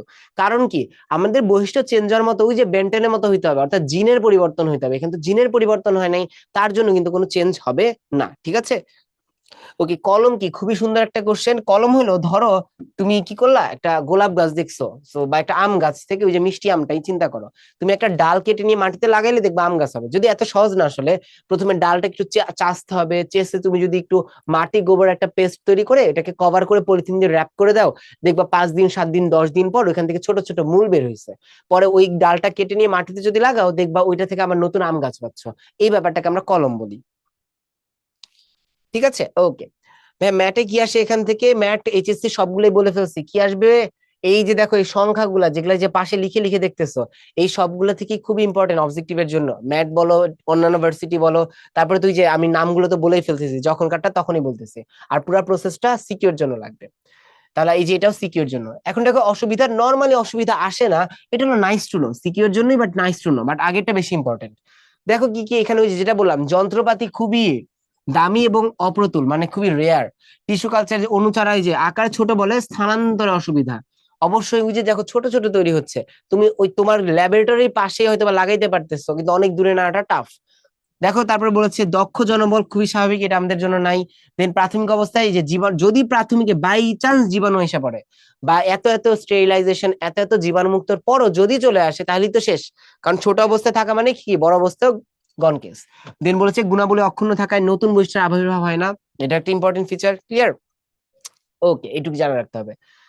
এখন আসলে তাহলে আমাদের প্রয়োগ দেখো, এখানে একটা ছোট্ট কথা, নর্মালি প্রয়োগ আর সুবিধা আলাদাভাবে আসে না, কারণ এই দুইটা আসলে হ্যান্ড ইন হ্যান্ড, ঠিক আছে। টিস্যু কালচারের সুবিধাগুলোই আসলে টিস্যু কালচারের ব্যবহার বলতে পারো, মানে মোটামুটি সবই আসলে এক লাইনেই যাবে। যদি এরকম কিছু আসে, টিস্যু কালচারের উপযোগিতা বর্ণনা করো, টিস্যু কালচারের সুবিধা বর্ণনা করো, টিস্যু কালচারের ব্যবহার বর্ণনা করো, সবই মোটামুটি একই সিনারিওতে যাবে, ঠিক আছে। তবে হ্যাঁ, যদি চাও এক্সট্রা হিসেবে একটু জেনে রাখতে পারো, যেমন আমরা বলে ফেলছি হুবহু মাতৃগুণ বলে ফেলা হয়েছে, বিলুপ্ত প্রায় বলে ফেলা হয়েছে, রোগমুক্ত বলে ফেলা হয়েছে। কিছু এক্সট্রা আছে, যেমন কি ভ্রূণ কালচার। এটা কেমন, যারা কিনা ভিন্ন প্রজাতির, দেখো তো, যারা ভিন্ন প্রজাতির, তাদের ক্ষেত্রে কি আমাদের বলতো, ভিন্ন প্রজাতির যদি ভিন্ন প্রজাতির নিষেক করা হয়, মানে ওদের যদি মিলন হয়, ওরা যেই ভ্রূণটা তৈরি করবে, বলতো এটা সার্ভাইভ করার কথা নাকি কথা না। আমরা কিন্তু প্রজাতির সংজ্ঞা হয়তো বা জুলজি চ্যাপ্টার 1-এ মনে করে দেখো 1971 সালে পড়ছিলা, যে প্রজাতি কাকে বলি, একদল জনগোষ্ঠী যারা কিনা উর্বর সন্তান সন্ততি তৈরি করতে পারবে, তাই না। তাহলে ভিন্ন প্রজাতি হলে তো টেকনিক্যালি এদের নিষেকে যে ভ্রূণটা তৈরি হবে, এটা সার্ভাইভ করার কথা না, তাই না। বাট এই যে এই ভ্রূণটা যদি আমরা কি করি, আমরা যদি এটা কালচার করতে পাঠায় দেই, তাহলে কিন্তু এটা ইজিলি সার্ভাইভ করতে পারবে, ঠিক আছে। এইভাবে কৃত্রিম ভাবে প্রজনন করা যেতে পারে। সংকর উদ্ভিদ উৎপাদনের ক্ষেত্রে প্রোটোপ্লাস্টের মিলন। ওকে, আমরা এখানে একটা কাজ করি, এটাকে আমরা বলি সাইব্রিড বা সাইটোপ্লাজমের মিলন। সাইব্রিড যেটা কিনা কি, সাইটোপ্লাজমের মিলন। চিন্তা করে দেখো, আমরা সবসময় কাকে নিয়ে কাজ করি, নিউক্লিয়াস ডিএনএ এগুলো নিয়ে। বাট ডিএনএ বা বৈশিষ্ট্য কি শুধুমাত্র নিউক্লিয়াসে থাকে? অবশ্যই একটা উল্লেখযোগ্য পরিমাণ এবং বেশিরভাগ বৈশিষ্ট্যই নিউক্লিয়াসে থাকে, এটা কথা সত্য। বাট কিছু পরিমাণ কিন্তু সাইটোপ্লাজমেও থাকে। তোমরা বোটানি চ্যাপ্টার 1-এর সময় একটা লাইন পড়েছো হয়তো বা, সাইটোপ্লাজমিক ইনহেরিটেন্স, এই একটা ওয়ার্ড শিখেছো হয়তো বা, তাই না, যে সাইটোপ্লাজমিক বংশগতি। সো এই ব্যাপারটায় সাইটোপ্লাজমের যেহেতু কিছু বৈশিষ্ট্য থাকে, আমরা চাইলে শঙ্কর উদ্ভিদে নিউক্লিয়াসের বৈশিষ্ট্য না মিলায়ে শঙ্কর উদ্ভিদে আমরা কি করতে পারি, সাইটোপ্লাজমকে মিলাইতে পারি, এইটাই করা যেতে পারে। দেন মিলানোর পর যেই কোষটা হবে, সেটা থেকে আমরা কালচার করে উদ্ভিদ পেতে পারি, বুঝতে পারছি। অর্থাৎ আমরা এটাই মেইন স্ট্রিম নিউক্লিয়াসে না, যে অতিরিক্ত ডিএনএ বা অতিরিক্ত যে আমাদের বৈশিষ্ট্য বা বংশগতি অংশ, তাদের মধ্যে একটা সংকর করতেছি, ঠিক আছে। তো তারপরে সেটাকে আমরা ফিউজ করে মানে বড় করতে পারি। ইনহেরিটেন্স মানে হলো বংশগতি। ওকে, তারপরে দেখো মেরিস্টেম কালচার, অবশ্যই ভ্রাজক টিস্যু কালচার করতে পারবো অল্প সময় অধিক চারা, এটা সত্য। হ্যাপ্লয়েড উদ্ভিদ, এখানে একটা মনে রাখতে পারো, একটা নাম দেওয়া আছে দেখবা, গুয়ান 18, তারপরে জিন গুহা, এরকম তুই একটা উদাহরণ দেওয়া আছে, তো এটা একটু জেনে রাখতে পারলে বেটার। ব্যাপারটা কি আসলে, তুমি যে পরাগধানী কালচারের কথা মনে আছে, তুমি এখানে ইজিলি কি করতে পারো, তুমি যদি পরাগ রেণু নাও, তুমি যদি পরাগরেণু না, পরাগরেণু কি এন, তুমি ইজিলি কি যদি এন এর এই কোষটাকে নিয়ে এই টিস্যুটাকে নিয়ে তুমি যদি বড় করো, অবশ্যই উদ্ভিদটাও কি হবে, হ্যাপ্লয়েডই হবে, এটার কথাই বলা হচ্ছে ট্রান্সজেনিক উদ্ভিদ। ওকে, ট্রান্সজেনিক উদ্ভিদের ব্যাপারটা কি, ট্রান্সজেনিক মানে হলো সহজ কথায় উন্নত বৈশিষ্ট্য সম্পন্ন, উন্নত বৈশিষ্ট্য যেটার মধ্যে জিনগত পরিবর্তন হয়েছে, জিনগত পরিবর্তন। ওকে, টেকনিক্যালি কিন্তু আমরা টিস্যু কালচারে কখনোই ট্রান্সজেনিক তৈরি করতে পারি না। এখানে এই অর্থে বোঝানো হয়েছে, ধরো তুমি জিনগত পরিবর্তনের মাধ্যমে একটা উদ্ভিদ তৈরি করলা, এখন জিনগত মানে জেনেটিক ইঞ্জিনিয়ারিং বা জিনগত পরিবর্তন দিয়ে তো তুমি একটা উদ্ভিদ থেকে 100টা তৈরি করতে পারতেছো না, একটাই তৈরি করছো। সেই একটা পরিবর্তনশীল উদ্ভিদ বা পরিবর্তনীয় উদ্ভিদটা থেকে তুমি টিস্যু কালচার ব্যবহার করে 1000টা তৈরি করতে পারবে, এটাই বলা হয়েছে, ঠিক আছে। ওকে, সংকর উদ্ভিদ মানে হলো দুইজনের মধ্যে মিলনের মাধ্যমে যে উদ্ভিদ তৈরি হচ্ছে তাকে সংকর উদ্ভিদ বলা হচ্ছে। দেন বলেছে কোষ আবাদ এবং ক্যালাস টিস্যু, ক্যালাস টিস্যু তো আমরা বলে ফেলছি কোষ থেকে তৈরি করতে পারি, ঠিক আছে। দেখো যেটা আবার বললাম, এইখানে যা দেখতেছো এর মধ্যে বেশিরভাগটাই তুমি এখানে পড়ে ফেলছো, আমার সাজেশন থাকবে এটা তুমি ভালো মতো মুখস্থ করো, যদি সুবিধা হয় এটা লিখবো, এক্সট্রা গুলো এখান থেকে দেখে রাখবা, দুইটা মিলাই দিলেই হয়ে যাবে, ঠিক আছে। তাহলে এখন তোমাদের জন্য একটা অতি আকাঙ্ক্ষিত জিনিস চলে আসছে, কুইজ, তাহলে অ্যান্সার দিয়ে ফেলো। স্বর্ণধান গোল্ডেন রাইস, এটা আমি বলবো একটু পরে বলবো, জেনেটিক ইঞ্জিনিয়ারিং এ বলবো।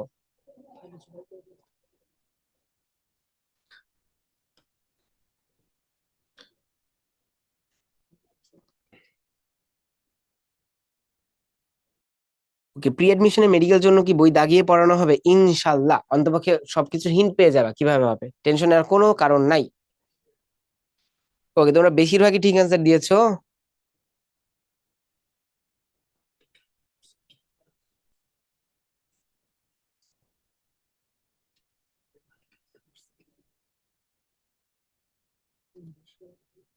ওকে, আরে মাইশা বলতেছে খুব ফাস্ট দিছে।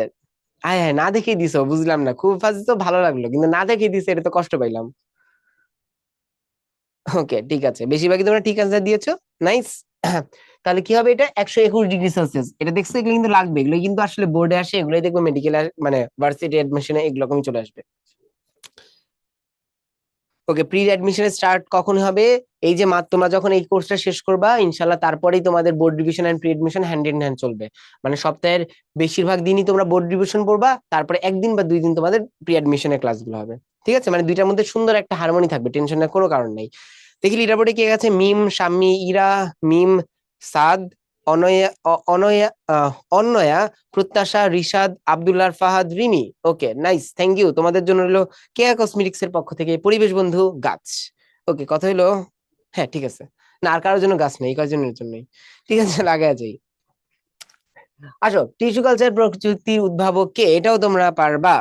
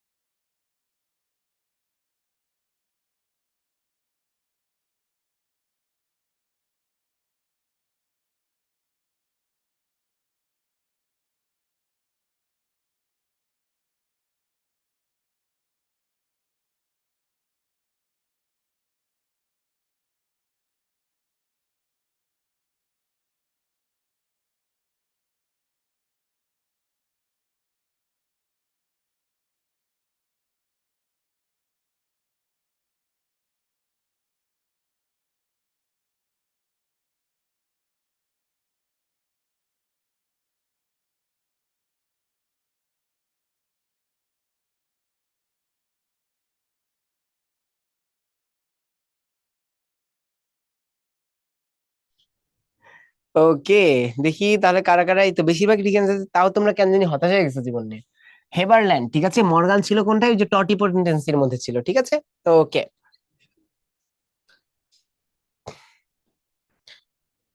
ওকে আলহামদুলিল্লাহ, তাহলে আমরা অনেক দূর আগে ফেলছি। B34, আজকে আসলে লেকচারটা ছোট বুঝছো, তোমাদের জন্য মানে এত কম পড়া আমার নিজেই খারাপ লাগতেছে, কষ্ট পাইতেছো তোমরা যে ভাই এত কম পড়াচ্ছে আজকে, এত তাড়াতাড়ি প্রথম লেকচার হয়ে গেছে। তো তোমাদের আসলে মানসিক শান্তির কথা চিন্তা করে চলো আমরা একটু ব্রেক দেওয়ার চেষ্টা করি। ওকে, তোমাদের জন্য, তোমরা যে অবাক হবে এবং খুশিও হবে, তোমাদের জন্য ওকে এতক্ষণ ব্রেক, ঠিক আছে, ব্রেকের পর দেখা হবে তাহলে।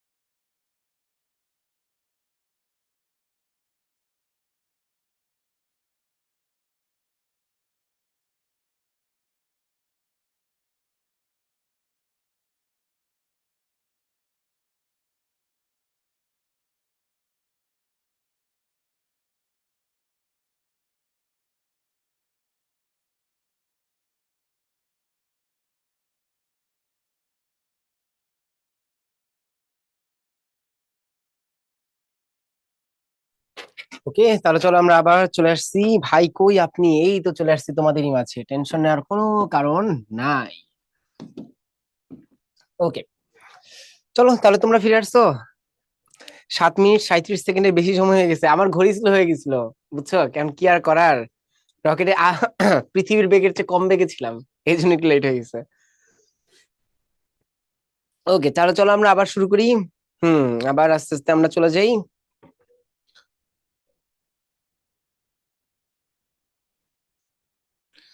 ওকে, চলো তাহলে যে B34 জেনেটিক ইঞ্জিনিয়ারিং, এই যে সেই তোমাদের বেন্টেন দেখছো, ছবিটা দেখে কি বুঝতেছো?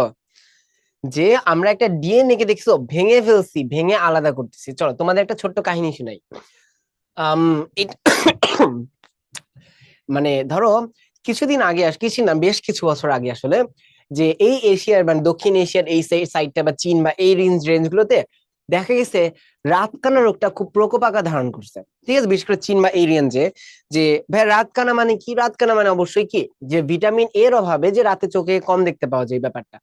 তো এখন এইটা করতে যে এখন তারা দেখলো যে সবাইরে ভিটামিন এ তো দেওয়া তো যায়, ঠিক আছে, কিন্তু তারা বিজ্ঞানীরা ভাবলো এটার অন্য কি করা যেতে পারে। সো এখানে মোস্ট প্রবাবলি থাইল্যান্ডের কিছু বিজ্ঞানীরা একটা চিন্তা করলো, ওকে একটা কাজ করি আমরা, আমরা ভিটামিন এ এর জিন আছে, ধরো এটা মানে ডিএনএটা, ঠিক আছে, এটা ডিএনএটা সারা আগে ট্রেস করলো যে কোন একটা লিভিং সেলে, কোন একটা জীবিত কোষের এই অংশটা, ডিএনএ এর এই অংশটা কি করে, কিসের জন্য দায়ী? ভিটামিন এ এর জন্য দায়ী। সে দেখলো এখানে ভিটামিন এর জন্য দায়ী। তখন ওই সায়েন্টিস্টরা করলো, ওকে তাহলে একটা কাজ করি, কি কাজ করা যায়? আমরা যদি একটা ধরো ব্যাকটেরিয়া, আমরা জানি ব্যাকটেরিয়ার মধ্যে কি থাকে, একটা থাকে হলো মেইন ডিএনএ, এটা হলো আমাদের কি ভাইয়া মেইন ডিএনএ, একটা থাকে মেইন ডিএনএ, তার পাশাপাশি কিন্তু আরেকটা কি থাকে, আমাদের আরেকটা ডিএনএ থাকে, একটা গোল ছোট্ট একটা ডিএনএ, যার নাম কি ভাইয়া, যার নাম হলো প্লাজমিড। তারা কি করলো, যে আমরা একটা কাজ করি, কি করি, আমি যদি এই ভিটামিন এটাকে কি করতে পারি, আমি যদি ধরো একদম পুরা একদম জাইগোট অবস্থায়, একদম জাইগোট অবস্থায় কোন একটা ধান গাছ আছে, আমি যদি ওই জাইগোট অবস্থায় এই ভিটামিন এ এর জিনটা আনতে পারি, তাহলে কিন্তু আমাদের কাজ হয়ে যায় না? কি কাজ হয় তখন? তখন এই যে এই জাইগোট থেকে যে ধান গাছগুলো হবে বা ধানের প্রজাতি গুলো হবে, এই প্রজাতিগুলোর মধ্যে অটোমেটিকলি ভিটামিন এর জিন থাকবে। মানে এই ভাত খেলে ওই মানুষদের আর রাতকানা হওয়ার সুযোগ নাই। সহমত? এখন এটার সময় তাহলে এখন ভিটামিন এ তো এমন না, জিনটাকে আমরা কাটলাম বা ডিএনএটাকে কাটলাম, কেটে নিয়ে বসায় দিলাম, হয়ে গেল। ব্যাপারটা তো এমন না। কি করা হয় এখানে? এখানে প্রথমে এই যে প্লাজমিড এটাকে আলাদা করতেছে এবং এটাকে একটা নির্দিষ্ট জায়গা বরাবর কেটে দেয়। অর্থাৎ ধরো এই যে এটা হলো আমাদের সেই প্লাজমিডটা, ঠিক আছে, শুধু যে প্লাজমিড কাটলো ব্যাপারটা এমন না, শুধু যে প্লাজমিড কেটে ফেলেছে ব্যাপারটা এমন না। ওই যে দেখো ভিটামিন এ, এই যে লোকটা যেভাবে কাটছে না, ঠিক একইভাবে ভিটামিন এটাকে কি করে ফেলছে, কেটে ফেলছে। তাহলে প্রথমে কি করলাম আমরা, প্রথমে আমরা কি করেছি, ডিএনএ কর্তন, ডিএনএ কেটে ফেলছি। কেটে ফেলার পর কাটলেই তো শেষ হলো না, এখন এই ডিএনএটাকে আমরা একত্র করব। ভাই এখানে একটা প্রশ্ন, ভাই প্লাজমিড কেন আমরা ব্যবহার করতেছি? কারণ প্লাজমিড ব্যবহারের কারণ হলো আমাদের একটা কি লাগবে, বাহক লাগবে। আগেই তোমাদের বললাম, ভিটামিন এটা আলাদা করে আমি যদি রেডটাকে ঢুকাই দিতাম কোনো লাভ হইতো না আসলে, কারণ জিন তো একা একা থাকতে পারবে না, ওর একটা কি লাগে দ্বিসূত্রক অবস্থা থাকতে হবে। তাই এই প্লাজমিডটা দ্বিসূত্রক সুন্দর মতো বসায় দিলাম। তার জন্য যেটা তৈরি হইলো এটাকে আমরা বলি রিকম্বিনেন্ট ডিএনএ, মানে সহজ কথায় পরিবর্তনকৃত ডিএনএ, রিকম্বিনেন্ট ডিএনএ। দেন এই রিকম্বিনেন্ট ডিএনএটাকে আমরা কি করি, আমরা এটাকে আবার সেই ব্যাকটেরিয়ার মধ্যে প্রবেশ করায় দিই। আবার কি করি, আবার সেই ব্যাকটেরিয়ার মধ্যে এখন প্রবেশ করলাম। তাহলে দেখো এখন এই ব্যাকটেরিয়াও কি করতে পারবে, এখন কিন্তু এই ব্যাকটেরিয়াও ভিটামিন এ তৈরি করতে পারবে। দেন এই ব্যাকটেরিয়া ব্যবহার করে পরবর্তীতে পরবর্তীতে এই জিনটাকে আমরা উদ্ভিদ কোষের মধ্যে নিয়ে আসছি। পরবর্তীতে এই জিনটাকে আমরা কি করি, আমরা এই জিনটাকে উদ্ভিদ কোষে ট্রান্সফার করে ফেলি, ঠিক আছে। এখন এতে লাভ কি হইলো, এতে লাভ হইলো এখান থেকে পরবর্তীতে যে ধান গাছগুলো হবে, পরবর্তীতে যে ধান গাছগুলো হবে সবার মধ্যে একটা কি থাকবে, ভিটামিন এ থাকবে। অর্থাৎ ওই ক্ষেত্রে কিন্তু আর হবে মানে রাতকানা হওয়ার সুযোগ নাই। ঠিক আছে। ওকে, তাহলে আমরা ক্লিয়ার এখন ভাই। ওকে, মেইন ডিএনএ তে বসে না কেন? কারণ মেইন ডিএনএ হলো এই ব্যাকটেরিয়ার জন্য লাগবে। তুমি যদি ব্যাকটেরিয়া মেইন ডিএনএ তে ঝামেলা করো, ব্যাকটেরিয়ার বৈশিষ্ট্য পরিবর্তন হবে। প্লাজমিড হলো এক্সট্রা একটা ডিএনএ। প্লাজমিড কি একটা? প্লাজমিড হলো এক্সট্রা একটা ডিএনএ। এটা আসলে অত বেশি মানে সিগনিফিকেন্ট রোল প্লে করে না বৈশিষ্ট্যের জন্য, ঠিক আছে? এই জন্য প্লাজমিডের মধ্যে কাজ করলে কোনো সমস্যা হয় না। ওকে, তাহলে এখন এই জিনিসটাকে আমরা আবার সামনে পড়বো, কোনো টেনশন নেই। আবার জাস্ট এইটুক মাথায় রাখো, আমি কি করলাম আমাদের একটা কাঙ্ক্ষিত ডিএনএ বা ডিজায়ার্ড ডিএনএ, যেটাকে আমরা পরিবর্তন করতে চাই, সেই কাঙ্ক্ষিত ডিএনএটাকে কেটে নিয়েছি, পাশাপাশি প্লাজমিডকে কেটে নিয়েছি, দুইজনকে একত্র করছি, একত্র করে আবার ব্যাকটেরিয়াতে প্রবেশ করাইছি, দেন সেই ব্যাকটেরিয়া থেকে আবার কোথায় নিলাম আমরা? জাইগোটের মধ্যে নিয়ে ফেলেছি, ঠিক আছে? ওকে, যদি না বুঝতে কি কোনো টেনশন নাই, জাস্ট এইদিকে একটু চিন্তা করো। ধরো তোমার কাছে দেখলা যে সাপোজ ইনসুলিন তৈরি করতে হবে, ঠিক আছে? বা ঠিক আছে, ওকে, আমি এটাতে পরে আসবো, টেনশন নিও না, এইগুলা আবার আসবে। তাহলে এখানে বলার চেয়ে আমার মনে হয় সামনে যখন আসবো তখনই ক্লিয়ার হবো। তাহলে দেখো, ফার্স্ট অফ অল আমরা এখানে তাহলে কি করলাম? আমরা দেখো জিনগত পরিবর্তন করলাম, তাই না? জিনগত কি করলাম? পরিবর্তন করলাম। তাহলে দেখো, কোন জীবকোষ থেকে কোন সুনির্দিষ্ট এই যে জিন নিয়ে, সুনির্দিষ্ট জিন কোনটা? ওই যে দেখো, ভিটামিন এ এর জিন নিয়েছি। অন্য জীবকোষে স্থাপন, অন্য জীবকোষ কোনটা? এই যে দেখো আমরা এই যে জাইগোটে স্থাপন করতেছি, ঠিক আছে? কি করলাম? বা কর্মক্ষম করা বা নতুন বৈশিষ্ট্য সৃষ্টি। এই যে নতুন বৈশিষ্ট্য কোনটা? ধান গাছ এখন ভিটামিন এ তৈরি করতে পারে। এই ক্ষেত্রে কোন জীবের ডিএনএ তে পরিবর্তন ঘটানো, এটাকে আমরা বলতেছি কি? Genetic engineering. কত এটা লাগে? জেনেটিক ইঞ্জিনিয়ারিং কি? তখন এই কথাগুলো কিন্তু বলতে হবে। তারপর দেখো, এরপরে বলেছে জ্যাক উইলিয়ামসন। এই যে জ্যাক উইলিয়ামসন, সে কি করেছে? তার ড্রাগনস আইল্যান্ড বইতে সর্বপ্রথম এই শব্দটা ইউজ করে। এটা অবশ্যই লাগবে। যেমন তোমরা ওই যে কার্ল এরিকের কথা পড়েছো, হেবারল্যান্ডের কথা পড়েছো, সেই অনুযায়ী জ্যাক উইলিয়ামসনটাও মুখস্থ করে রাখো। পাশাপাশি দেখো, এই যে উৎপন্ন জীব, উৎপন্ন জীব বলতে কেমন? জিনগত পরিবর্তন, জিনগত পরিবর্তন অথবা উন্নত বৈশিষ্ট্যের, অথবা উন্নত বৈশিষ্ট্যের, জিনগত পরিবর্তন বা উন্নত বৈশিষ্ট্যের যেই জীবটা, সেটাকে আমরা বলতেছি কি? সেই জীবটা একটু নামগুলো মুখস্থ রাখো। ট্রান্সজেনিক জীব, অথবা জিএমও জেনেটিক্যালি মডিফাইড অর্গানিজম, বা জিইও জেনেটিক্যালি ইঞ্জিনিয়ার্ড অর্গানিজম, অথবা টিও ট্রান্সজেনিক অর্গানিজম। জাস্ট নামগুলো লাগবে, এর বেশি কিছু এখানে দরকার হবে না, ঠিক আছে? ওকে, তাহলে দেখো, এখন প্রথম কথা রিকম্বিনেন্ট ডিএনএ। এই যে মনে করে দেখো, ভিটামিন এ এর জিনটাকে আমরা কেটে ফেলেছি, প্লাজমিডটাকে কেটে ফেলেছি, তাই না? তাহলে এই যে যখন আমরা এটা কি কাঙ্ক্ষিত ডিএনএ এর সাথে আমি এই যে এই যে আমাদের প্লাজমিড, এটাকে আমরা বলি কি? বাহক। কারণ কি? ওর কাজ কিন্তু শুধুমাত্র বহন করে নিয়ে যাওয়া, প্লাজমিডে কিন্তু কোনো ভূমিকা ছিল না। ও জাস্ট কেন গেছে? কারণ আমি যদি লালটাকে সরাসরি কোষে ঢুকাইতাম, ও কোনো কাজ করতে পারতো না, কারণ দ্বিসূত্রক অবস্থা মেনটেন করতে পারতেছে না। আমরা তো একটা বাহক নিচ্ছি, কোনটা? প্লাজমিড, যেটা একটা দ্বিসূত্রক অবস্থা। ওদেরকে ম্যাচ আপ করে ওকে একসাথে ঢুকাই দিচ্ছি। লাভ কি হয়েছে? ভিটামিনের এখন সুন্দর মতো স্টেবল থাকতে পারবে, ঠিক আছে? তাহলে খেয়াল করে দেখো, এই যে আমরা যখন বাহক ডিএনএ এর সাথে, আমরা যখন বাহক ডিএনএ এর সাথে আমরা কাঙ্ক্ষিত ডিএনএ কে মিলাচ্ছি, কাঙ্ক্ষিত ডিএনএ কে মিলাচ্ছি, তখন তাকে আমরা বলতেছি কি? Recombinant DNA. চিন্তা করো, এই যে ছবিটা খেয়াল করো, এই যে আমরা কি করতেছি? যে রিকম্বিনেন্ট ডিএনএ, বাহক কোনটা? সবুজটা, লালটা হলো কাঙ্ক্ষিত। এই দুজনকে একসাথে কি বলতেছি? রিকম্বিনেন্ট ডিএনএ বলতেছি, ঠিক আছে? এরপরে দেখো প্লাজমিড। ওকে, প্লাজমিড ব্যাপারটার মধ্যে অবশ্যই একটু একটা জিনিস মাথায় রাখবা। প্রথম কথা, প্লাজমিড হলো ব্যাকটেরিয়ার মেইন ডিএনএ বহির্ভূত, মানে বলবা এটা একটা এক্সট্রা ডিএনএ, এক্সট্রা ডিএনএ, অথবা মেইন ডিএনএ বহির্ভূত, মেইন ডিএনএ বহির্ভূত, ঠিক আছে? এটা হলো মেইন ডিএনএ বহির্ভূত একটা স্ট্রাকচার প্লাজমিড। কোথায় রাখছে দেখছো? এই যে গোল। এখানে একটা ছোট্ট জিনিস আমরা ভুল করি, প্লাজমিড কিন্তু কখনোই একসূত্রক না, এটা মাথায় রেখো। প্লাজমিড হলো গোলাকার, এবং এটা একই সাথে কি ভাইয়া? এটা কিন্তু একই সাথে দ্বিসূত্রক। প্লাজমিড হলো গোলাকার এবং কি ভাইয়া? দ্বিসূত্রক, ঠিক আছে? এরপর তোমাদের একটা কোশ্চেন বলেছিলাম যে ভাইয়া, কেন মূল ডিএনএটা নেই বাহকটা মানে প্লাজমিড কেন নিয়েছি? কারণ এটা আসলে কম জিন ধারণ করে। এটা কি করে? কম জিন ধারণ করে, সেজন্য আসলে এটা সরায় ফেললো, ব্যাকটেরিয়ার বৈশিষ্ট্যে কোনো পরিবর্তন হবে না। তারপরে এটা কি? এটা হলো বৃত্তাকার বা গোলাকার। এটা হলো বৃত্তাকার, এটা কি? বৃত্তাকার, ঠিক আছে? এই কয়টা বৈশিষ্ট্য কিন্তু অবশ্যই অবশ্যই পারতে হবে। ভাই এক ব্যাকটেরিয়া কি একটা এক প্লাজমিড থাকে না, এখানে মাল্টিপলও থাকতে পারে, কোনো সমস্যা নাই। পাশাপাশি আরেকটা জিনিস তোমরা অণুজীব চ্যাপ্টারে পড়েছো, একটু মনে করে দেখো, যদি ধরো পাশাপাশি আমি দুইটা ব্যাকটেরিয়া আঁকলাম, ওকে, এইটা তিনটা কেস আমাদের লাগবে।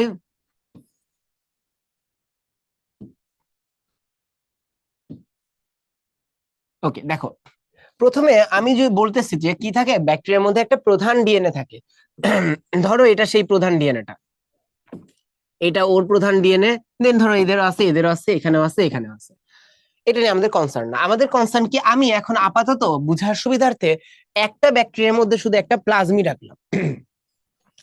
এখন তোমরা একটু মনে করে দেখো, তোমরা মনে আছে কনজুগেশন নালীপথ বলে একটা ওয়ার্ড পড়েছিলা? তোমাদের কি মনে আছে ব্যাকটেরিয়ার যৌন জননের মধ্যে কি ছিল? কনজুগেশন নালীপথ, ট্রান্সফরমেশন, ট্রান্সডাকশন, মনে আছে না? তাহলে কি হইলো, এই যে এখানে কি হবে সুন্দর মতো, যখন একটা নালীপথ তৈরি হইলো, কেন? এই প্লাজমিডটা যাওয়ার জন্য। ধর এই যে একটা নালীপথ, তখন পাশাপাশি দেখা যায় এই যে প্লাজমিড ও আর একা থাকে না, ও কি করে, ও তখন দুইটা প্লাজমিড তৈরি করবে, অর্থাৎ ওর কি হয় তখন রেপ্লিকেশন। তাহলে প্লাজমিডের কি হচ্ছে, রেপ্লিকেশন বা অনুলিপন হচ্ছে। লাভ কি, অনুলিপন হওয়ার পরবর্তীতে সুন্দর মতো এই যে একজন কই চলে যাবে, পাশের ব্যাকটেরিয়াতে চলে যাবে, অর্থাৎ এই অবস্থায় দুইজনের মধ্যে কি থাকবে, দুইজনের মধ্যে এই গ্রিন কালার প্লাজমিডটা থাকতেছে। ঠিক আছে, অর্থাৎ তাহলে খেয়াল করে দেখো, প্লাজমিডটা কনজুগেশন নালীপথ দিয়ে যেতে পারে এবং পাশাপাশি এটা কি হয়, রেপ্লিকেশন করতে পারে। ঠিক আছে, তাহলে এখান থেকে শিখলাম কি, এর পরের কথা এটা হলো রেপ্লিকেশন এটা করতে পারে, এবং এটা কি হয়, কনজুগেশন, এটা কনজুগেশন নালীপথ দ্বারা কি হইতে পারে, মুভ করতে পারে, এক ব্যাকটেরিয়া থেকে আরেক ব্যাকটেরিয়া যেতে পারে। ক্লিয়ার? ওকে, তাহলে দেখো এই যে এটাই বোঝানো হয়েছে। তাহলে এখন দেখো এখানে সবগুলো একসাথে দেওয়া আছে, এগুলা অবশ্যই অবশ্যই পড়তে হবে। এটা সিকিউ এমসিকিউ দুইটার জন্য খুব ইম্পর্টেন্ট, এমসিকিউ এর মধ্যে বিশেষ করে বহুপদীর জন্য ইম্পর্টেন্ট। ঠিক আছে, বহুপদী মানে কি বলবে, নিচের কোনটি প্লাজমিডের বৈশিষ্ট্য, এক নাম্বার দিবে এটা এক সূত্রক, দুই নাম্বারে দিবে ধরো কাইন্ড অফ এরকম, আমরা একটা ছোট্ট কোশ্চেনই সলভ করি, নিচের কোনটি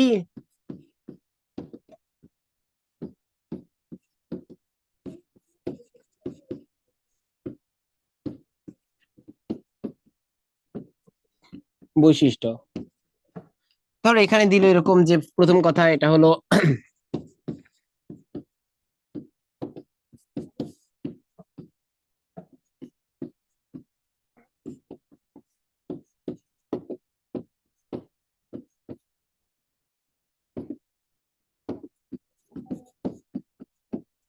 বলো তো কোনটা কোনটা হবে, দেখি জানাই ফেলো তো। একজনের প্লাজমিড অন্যটায় যায়, দুজনেরটাই, ওকে দুজনেরটা যেতে পারে, আমি জাস্ট হিসাবের সুবিধার জন্য একটা দিয়ে দেখাইছি। কোনটা কোনটা কারেক্ট? এই তো সাবাস, দেখছো এই যে এরকম কোশ্চেনই আসবে, এই তো তোমরা পারো মাশাআল্লাহ। 1 আর 3, তার মানে অ্যান্সার কিন্তু 1 আর কি হবে, 3 হবে। ঠিক আছে, 1 and 3 ক্লিয়ার। এক সূত্র কিন্তু না, দ্বিসূত্রক আমরা দেখে ফেলছিলাম। তাহলে এটা কি বৃত্তাকার, দেন এই যে দ্বিসূত্রক, স্বতন্ত্র, ওজনটা একটু জেনে রাখবো, ডালটন তো আমরা শিখেছি কেমিস্ট্রিতে, অল্প সংখ্যক জিন থাকে, দেন এটা কনজুগেশনের কথা বলে ফেলছি, রেস্ট্রিকশন এনজাইম দিয়ে কাটা যায়, ওই যে দেখো নির্দিষ্ট জায়গায় কেটে ফেলি, রেস্ট্রিকশন এনজাইম কি একটু পরে আসবো। তারপরে বিশেষ ধরনের রাসায়নিক পদার্থ কোলিসিন, ভিব্রিওসিন একটু পরে আসবো, এটা অনুলিপিত হতে পারে বা রেপ্লিকেশন হতে পারে, আমরা পড়ে ফেলছি। ক্লিয়ার?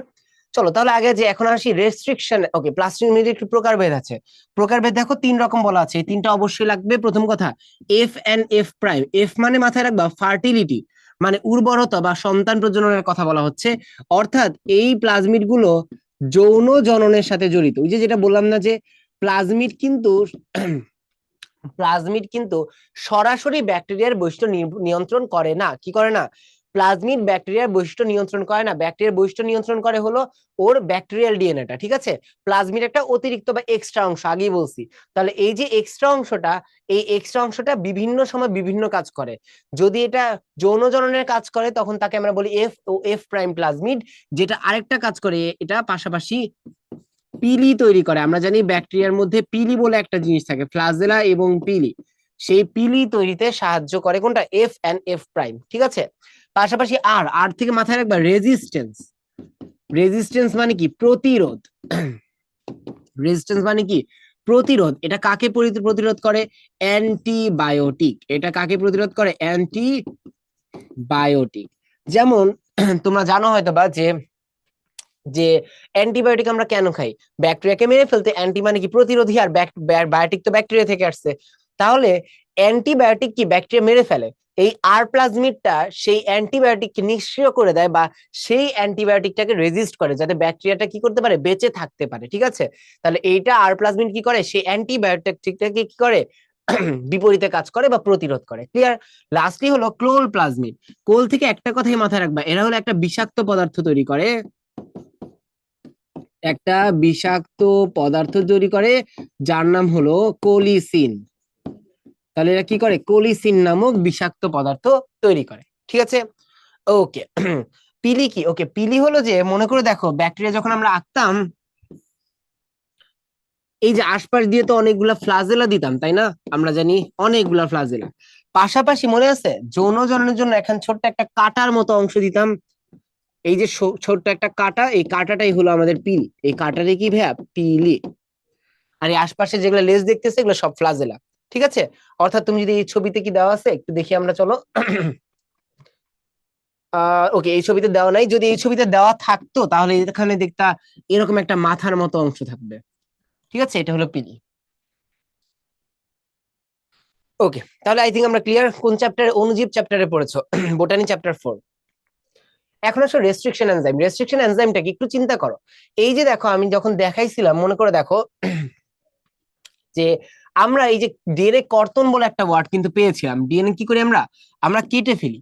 এই ডিএনএ কর্তন করতে, এই ডিএনএ কর্তন করতে যেই এনজাইম লাগে, এই ডিএনএ কাটতে যে এনজাইম লাগে, তাকে আমরা বলি হলো রেস্ট্রিকশন এনজাইম। এই ডিএনএ কাটতে কি লাগে? রেস্ট্রিকশন এনজাইম দরকার হয়। ঠিক আছে, ডিএনএ কাটতে রেস্ট্রিকশন এনজাইম বলে একটা নাম আছে, এনজাইম দরকার হয়। এবং এই যে যোগ করলাম না, এই যে যোগ করলাম, অর্থাৎ এই যে যোগ করলাম, দুইজনকে একত্র করলাম, এই যোগ করতে যে এনজাইম লাগে তার নাম তোমরা ডিএনএ পড়েছো লাইগেজ। যাই না, আমরা রেপ্লিকেশনে পড়েছিলাম লাইগেজ। তাহলে কাটতে কাজ করে রেস্ট্রিকশন, যোগ করতে কাজ করে কি? লাইগেজ। তাহলে দেখো, এই রেস্ট্রিকশন এনজাইম চিন্তা করো, এই রেস্ট্রিকশন এনজাইম কি কেটে ফেলে কাকে? ডিএনএ অণুকে কেটে ফেলে। তার জন্য এটাকে বলা হয় হলো আণবিক কাঁচি, অথবা এটা কি জৈবিক ছুরি, কারণ কি একটা বায়োলজিক্যাল সিস্টেম বা একটা বায়োলজিক্যাল উপাদান কেটে ফেলছে, তাই বলা হচ্ছে কি জৈবিক ছুরি। পাশাপাশি দেখো, এটার নাম আছে রেস্ট্রিকশন এন্ডোনিউক্লিয়াস। নামটা একটু জেনে রাখবো। কিভাবে কাজ করে খেয়াল করে দেখো, এই যে এখানে এই যে এটার কথা প্লাজমিড দিয়ে সহজে বুঝতে পারবা। রেস্ট্রিকশন সাইট বলতে কি, যে জায়গায় কাটতে হবে তাকে আমরা বলি রেস্ট্রিকশন সাইট। ওই জায়গায় যে সুন্দর মতো কি হয়? সুন্দর মতো রেস্ট্রিকশন এনজাইম বসে যায় দুই পাশ থেকে, এবং কি করে? দুইজনকে কেটে ফেলে। ঠিক একইভাবে আমাদের কাঙ্ক্ষিত ডিএনএটাও কাটে কে? Restriction enzyme. কাটার পর দেখো, এই যে লাইগেজ নামক এনজাইম দুইজনকে কি করে? যুক্ত করে দেয়, এবং একটা কি হয়ে যায়? পূর্ণাঙ্গ রিকম্বিনেন্ট ডিএনএ তৈরি হয়ে যায়, বা রিকম্বিনেন্ট প্লাস্টিক রিকম্বিনেন্ট কি হয়ে যায়? প্লাজমিড তৈরি হয়ে যায়। ক্লিয়ার? এখন দেখো, এখানে কিছু নাম আছে, ইকো আর আই, বাম এইচ আই, HAE3, এছাড়া কিছু আছে যেমন হিন, তারপরে হলো HP A। ঠিক আছে, সো এই নামগুলো একটু হিন 3 মোস্ট প্রবাবলি, HPA2। ঠিক আছে, এগুলো জাস্ট নাম হিসেবে একটু জেনে রাখবো, এর বেশি কিছু এখান থেকে দরকার নাই। নামকরণটা কিরকম তোমরা প্যারাটেক্সট একবার দেখে নিতে পারো, অত বেশি ইম্পর্টেন্ট না। যেমন এই প্রথম ওয়ার্ডটা আসে হলো গম থেকে, প্রথমটা আসে হলো কি থেকে? গম থেকে। পরের দুইটা আসে হলো, দেখো এই যে কো, এই যে কো। ঠিক আছে, আর R1 এর পরেরটা আসে জেনারেশন বা কততমটা আবিষ্কার হয়েছে তার রেসপেক্টে। বুঝতে পেরেছি? এটা অত বেশি ইম্পর্টেন্ট না, নামগুলো ইম্পর্টেন্ট, রেস্ট্রিকশন এনজাইম কোনটা কোনটা। ঠিক আছে, এটা অবশ্যই লাগবে। এরপরে দেখো আছে কি রেস্ট্রিকশন সাইট। ওকে, রেস্ট্রিকশন সাইট মানে কি? একটু আগে বললাম, যেই জায়গাটা কেটে ফেলবে। এখন রেস্ট্রিকশন এনজাইম চিনবে কিভাবে ওকে কি কাটতে হবে, তাই না? রেস্ট্রিকশন এনজাইম চিনবে কিভাবে? তাহলে চিনবে কি দিয়ে? দেখো, এই যে প্যালিন্ড্রোম সিকোয়েন্স নামক একটা সিকোয়েন্স আছে, এই জিনিসটা দেখলে ও কি করবে? কেটে দিবে। অর্থাৎ ধরো এখানে যদি এরকম থাকে যে A G T এরকম উল্টাপাল্টা ধরো আছে, তাহলে এখানে ধরো T তাই না? এভাবেই তো থাকবে। এখন এরকম উল্টাপাল্টা থাকলে ও কাটতে পারবে না, কি করবে না? এরকম উল্টাপাল্টা জায়গায় ও কাটতে পারবে না। ও কাটতে পারবে শুধুমাত্র সে জায়গায় যেখানে কি না প্যালিন্ড্রোম থাকে। ভাই প্যালিন্ড্রোম মানে কি? যেমন ম্যাডাম, MADAM, ম্যাডাম।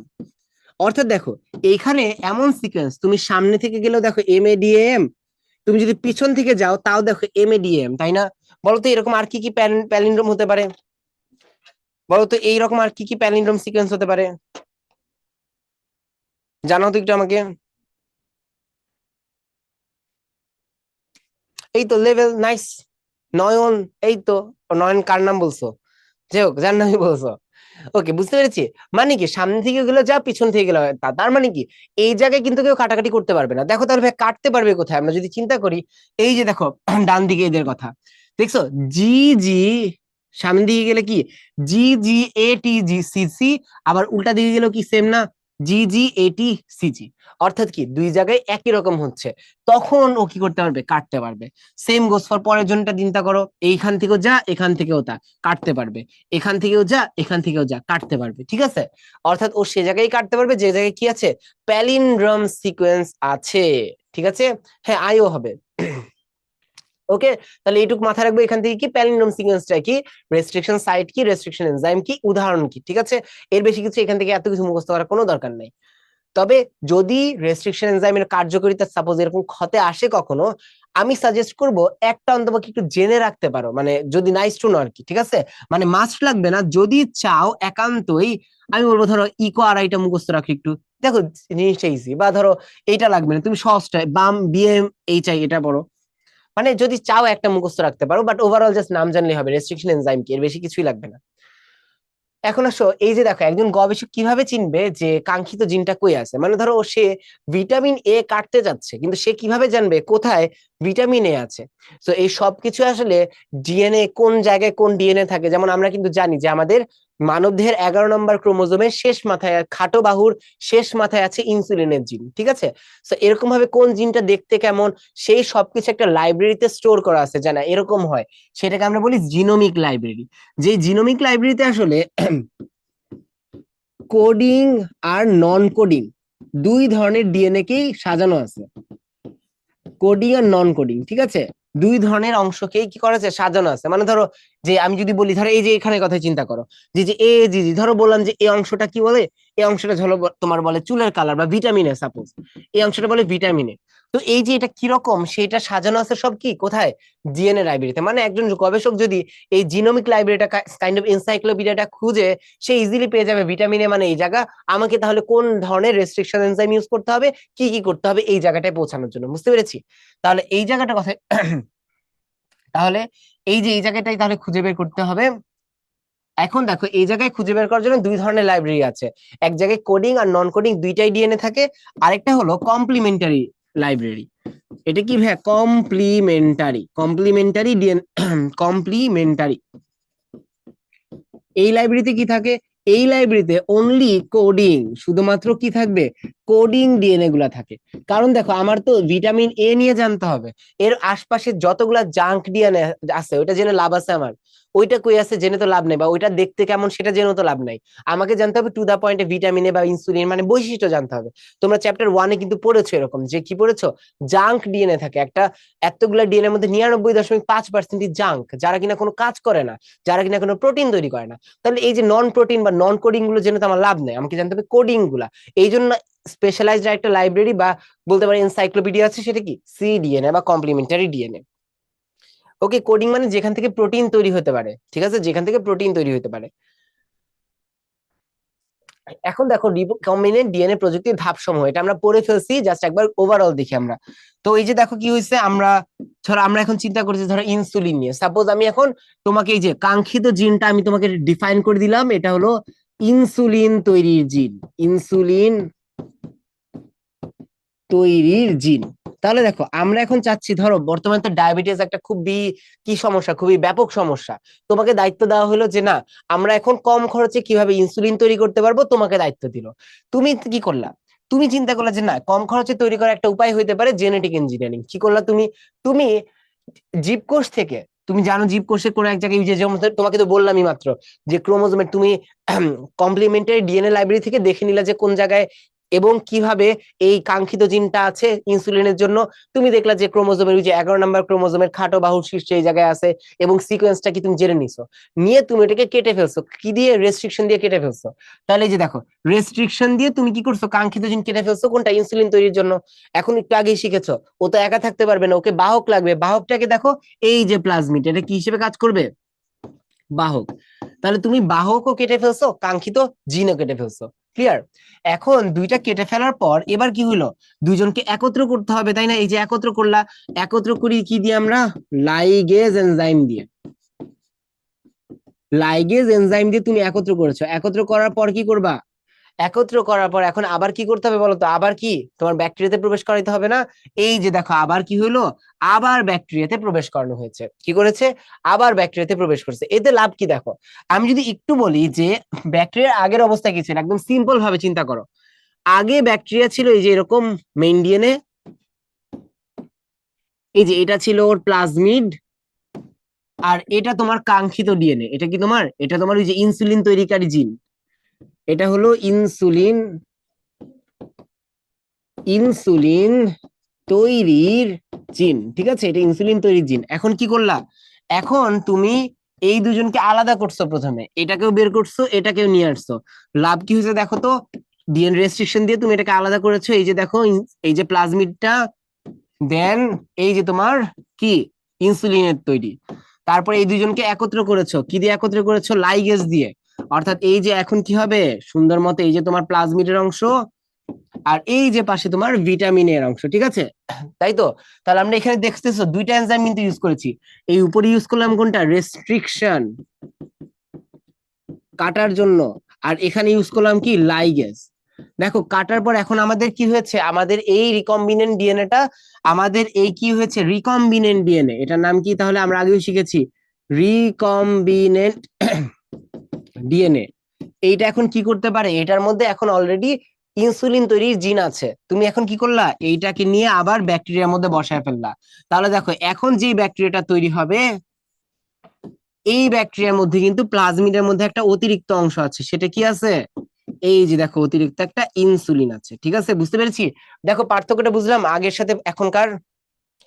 ইনসুলিন হলো এক ধরনের হরমোন বা এক ধরনের প্রোটিন, যেটা আমাদের রক্তের গ্লুকোজের মাত্রা কমায়।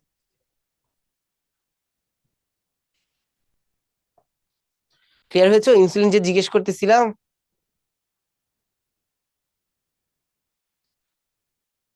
ওকে, সবাই কি তাহলে আমরা ক্লিয়ার মোটামুটি? তাহলে দেখছো, এখন পরিবর্তনটা চিন্তা করো। তাহলে আমি যদি বলি, আগের এই ব্যাকটেরিয়াটা, এই ব্যাকটেরিয়া কি করতো, এই ব্যাকটেরিয়াটা, সাপোজ আমি ইনসুলিন দিয়ে বুঝাচ্ছি, ইনসুলিন তৈরি করতো না, কিন্তু এখন এই ব্যাকটেরিয়া কি করবে, এই ব্যাকটেরিয়া ইনসুলিন তৈরি করবে। এখন কিন্তু এই ব্যাকটেরিয়াটা কি করবে ভাই, এই ব্যাকটেরিয়াটা ইনসুলিন তৈরি করবে। তাহলে এখন কিন্তু ইনসুলিন তৈরি করবে, ঠিক আছে? এখন ইনসুলিন তৈরি করবে। ক্লিয়ার হয়েছি আমরা? এখন দেখো, আমি যদি এখন একটু চিন্তা করো, আমি বললাম ধরো এখান থেকে ইনসুলিন তৈরি হয় 1 গ্রাম করে, 1 গ্রাম করে তৈরি হয় 1 ঘন্টায়। ধরো তোমার কি 1 গ্রাম করে 1 ঘন্টায় যদি পাও, তোমার কি ব্যবসা সফল হবে? তোমার কোম্পানিতে তোমার বলছে যে না, আমার কি করতে হবে, ব্যবসা করতে হবে। তুমি তখন আরেকটা কাজ করলা, তুমি এই ব্যাকটেরিয়া গুলোকে কি করলা, তুমি এটাকে ক্লোনিং করলা। আর ক্লোনিং মানে কি আমরা জানি, ক্লোনিং মানে হলো একই রকম আইডেন্টিক্যাল জিনিস তৈরি করা, মানে একই রকম দেখতে জিনিস তৈরি করা। সেটা কি, তুমি এখান থেকে ধরো 10টা বানাইছো এরকম, ঠিক আছে?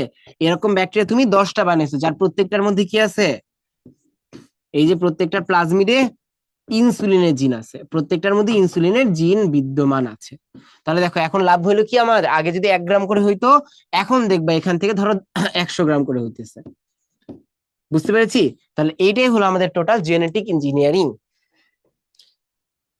এই ব্যাকটেরিয়া কি আমাদের দেহে যাওয়ার পর ইনসুলিন তৈরি করে? না না না না, এটা আমরা ওই যে তোমার বলতে পারো যে তোমার বালতিতে ইউজ করতেছে, সহজ কথা, একদম মানে বাকেটে তৈরি করতেছো।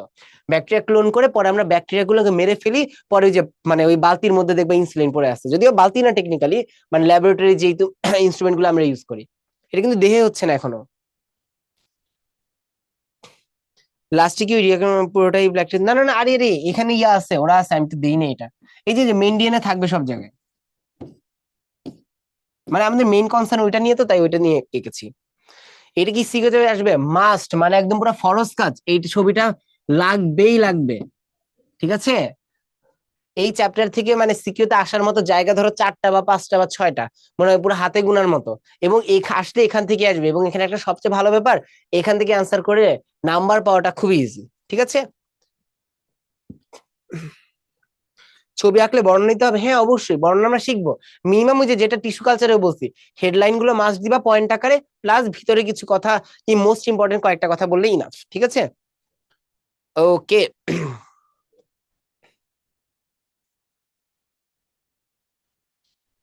ঠিক আছে, চলো তাহলে আগে যাই। তাহলে এখন দেখো, ওই যে ধাপ সমূহ, ধাপ কিন্তু আমরা বলে ফেলছি।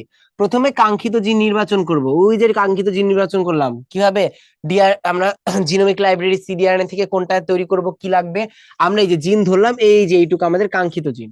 পরে এটা কি করব, বাহক নির্বাচন। বাহক মানে কি, আমরা কোন প্লাজমিড ইউজ করব, আমরা কোন প্লাজমিড ইউজ করব সেটা নির্ণয় করলাম, কোন প্লাজমিড সেটা নির্ণয় করলাম।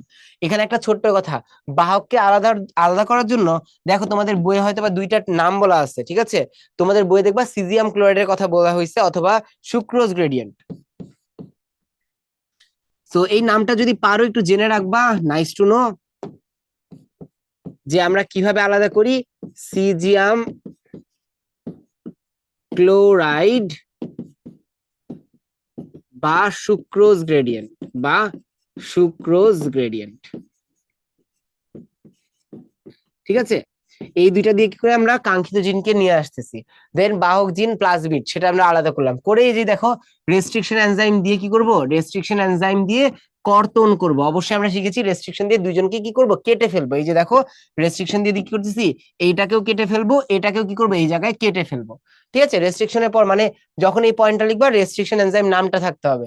তারপরে দেখো ডিএনএ লাইগেজ, এই যে লাইগেজ এনজাইম দিয়ে সংযোগ করবো। এই যে দেখো দুইজনের মধ্যে কি করতেছি আমরা, এই দুইজনকে সরি, এই যে দুইটা আলাদা হয়েছে, এই দুইজনকে আমরা একত্র করব। তারপরে উপযুক্ত পোষক নির্বাচন, পোষক মানে কোন ব্যাকটেরিয়া এখন পাঠাবো, এখন কি কোন ব্যাকটেরিয়াতে পাঠাবো সেটা নির্দেশ করব, কোন ব্যাকটেরিয়াতে পাঠাবো সেটা নির্দেশ করব। নরমালি আমরা ইউজ করি ইকোলাই, নরমালি ইকোলাই ইউজ করা হয়। তবে টিআই প্লাজমিডের জন্য সাধারণত ইকোলাই, তবে টিআই প্লাজমিডের জন্য ইউজ করা হয় অ্যাগ্রো ব্যাকটেরিয়াম। এটার জন্য কি ইউজ করা হয়, অ্যাগ্রো ব্যাকটেরিয়াম। ঠিক আছে, তাহলে বুঝতে পেরেছি যে মানে এতক্ষণ যা শিখলে সেটাই কিন্তু, প্রথমে তুমি কোন মানে ইনসুলিন না ভিটামিনে তুমি নির্বাচন করলা, বাহক নির্বাচন করলা, মানে কোন ব্যাকটেরিয়ার কোন প্লাজমিড, যেটা মাত্রই বললাম যে সাধারণত আমরা ইকোলাই ইউজ করাই, সাধারণত ইকোলাই এর প্লাজমিড ইউজ করি, তবে কিছু পার্থক্য হতে পারে। তারপরে রেস্ট্রিকশন এনজাইম দিয়ে কাটবো, কাটার পর কি করব, লাইগেজ এনজাইম দিয়ে যোগ করব। দেন হোস্ট নির্বাচন, ওই যে পরবর্তীতে আবার ব্যাকটেরিয়াতে পাঠাইছিলাম, এই যে দেখো আবার ব্যাকটেরিয়াতে রাখছিলাম, এর নামই হলো হোস্ট, এর নামই কি হোস্ট। তাহলে এই হোস্টটা কি হইতে পারে, নরমালি আমরা ইকোলাই ইউজ করি, নরমালি ইকোলাই ইউজ করি, তবে কিছু ক্ষেত্রে ভিন্নতা হইতে পারে, যেমন টিআই প্লাজমিডের জন্য।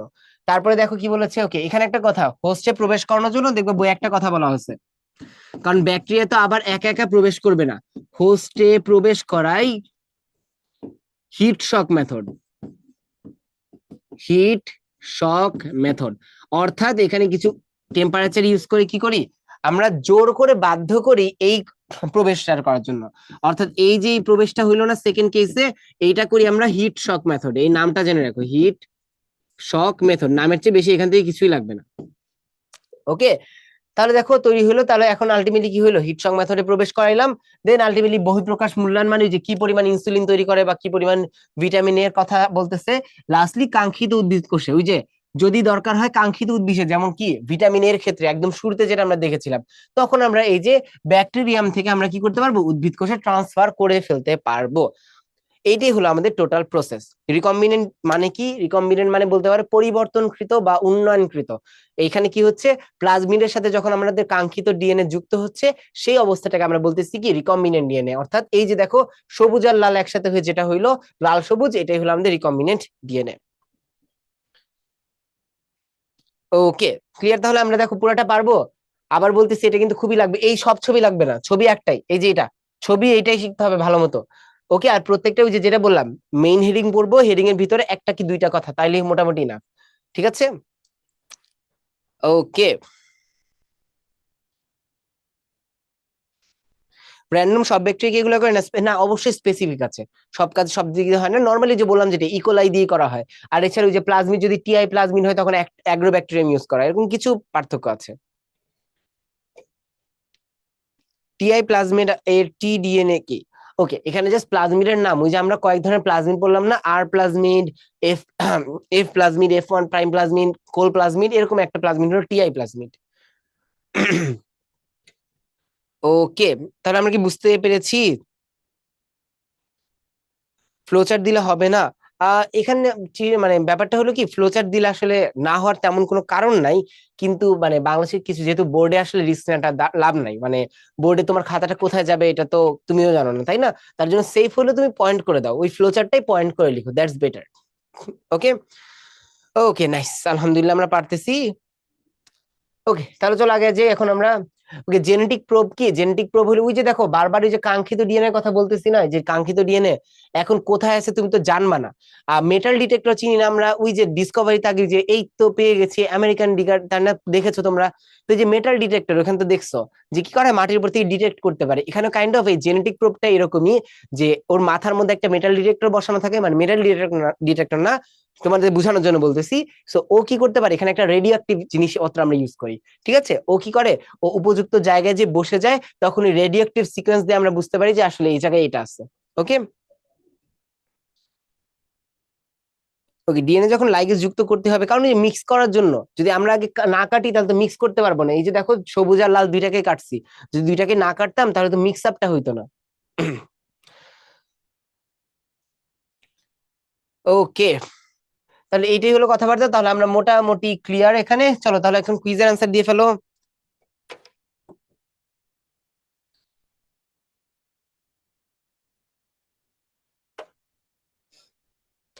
লাইগেজ মানে যুক্ত করা, যুক্ত করার এনজাইম হলো লাইগেজ, ঠিক আছে? যুক্ত করার এনজাইম হলো লাইগেজ।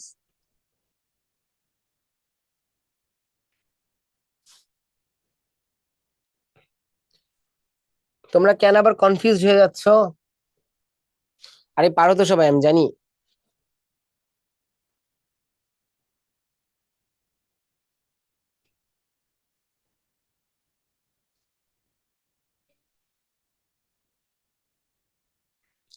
ওকে, বেশিরভাগই ঠিক অ্যান্সার দিয়েছো, কিন্তু তাও কেন জানি কিছু মানুষ কনফিউজ হয়ে গেছে। দেখো, অ্যান্টিবায়োটিক প্রতিরোধ ক্ষমতা, প্রতিরোধ মানে কি? রেজিস্ট্যান্স না? প্রতিরোধ মানেই হলো রেজিস্ট্যান্স, তাহলে রেজিস্ট্যান্স করবে কে ভাইয়া? অবশ্যই আর প্লাজমিড, আমরা শিখেছিলাম কিন্তু আর প্লাজমিড রেজিস্ট্যান্ট করে, ঠিক আছে? ওকে, তারপর অ্যান্সার দিয়ে ফেলো। নিচের কোনটি রেস্ট্রিকশন এনজাইম নয়? এটাও পারবা? অবশ্যই, আমি বিশ্বাস করি এটা পারবা।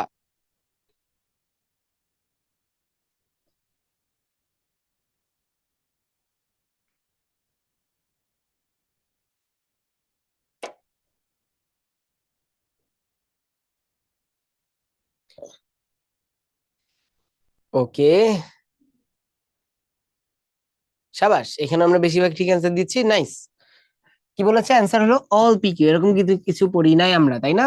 আমরা ইকো, HIND, HPA এগুলো সবই পড়েছি, কিন্তু আমরা কিন্তু অল পিকিউ পড়ি নাই, তার মানে এটা নয় অ্যান্সার কি অল পিকিউ। দেখো এই যে এটা কিন্তু SB 22 সিলেট বোর্ড 22-এর কোশ্চেন, সো আশা করি পারতে হবে।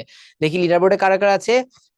ওকে, Muktadir, Hiya, Mahadi, Mohona, Jidne, Shammi, Rakiba, Arzan, Sara, Maisha, Farzana. Okay, thank you very much. চলো তাহলে এখন দেখি বাড়ির কাজ, বাসায়টা করে ফেলবো, কোনো টেনশন নাই, আশা করছি আমরা পারবো ইনশাল্লাহ। ক্লাসে সেম গ্রুপ নিয়ে তো তোমরা জানোই, বলার কিছু নাই। সো চলো, আজকের ক্লাস আসলে এই পর্যন্তই শেষ। যেটা বললাম, এই চ্যাপ্টারটা আসলে ছোট, আমরা দুইটা লেকচারই দেখবো, অনেক ছোট ছোট লেকচার হয়ে যাবে। তবে আজকে থেকে অবশ্যই অবশ্যই মানে এই চ্যাপ্টার থেকে মিনিমাম যেটা লাগবে অবশ্যই টিস্যু কালচারের ওই যে ছবিটা, প্রক্রিয়াটা লাগবে, টিস্যু কালচারের প্রয়োগটা লাগবে, মানে যে সুবিধার ব্যাপারগুলা ডিএনএ এর ক্ষেত্রে, এই যে সেম কথা, এই যে ছবিটা প্লাস হলো ডিএনএ এর ধাপগুলা ক্লিয়ার, মানে জেনেটিক ইঞ্জিনিয়ারিং এর ধাপগুলা ক্লিয়ার। কোল প্লাজমিড কি? প্লাজমিডের একটা নাম। ওকে, তাহলে আশা করছি আমরা সবাই পারবো ইনশাল্লাহ, ভালো মতো পড়াশোনা করো। এগুলো বাইরে কি সিকিউ কি আসে না? নর্মালি এগুলো বাইরে আসে না, আর ওই যে তোমার প্যারাটিক্সে দেখতে পারবা যে কেমন সিকিউ আসে, টেনশন নেওয়ার কোনো কারণ নাই। আল্লাহ হাফেজ, আসসালামু আলাইকুম, সবাই ভালো থেকো।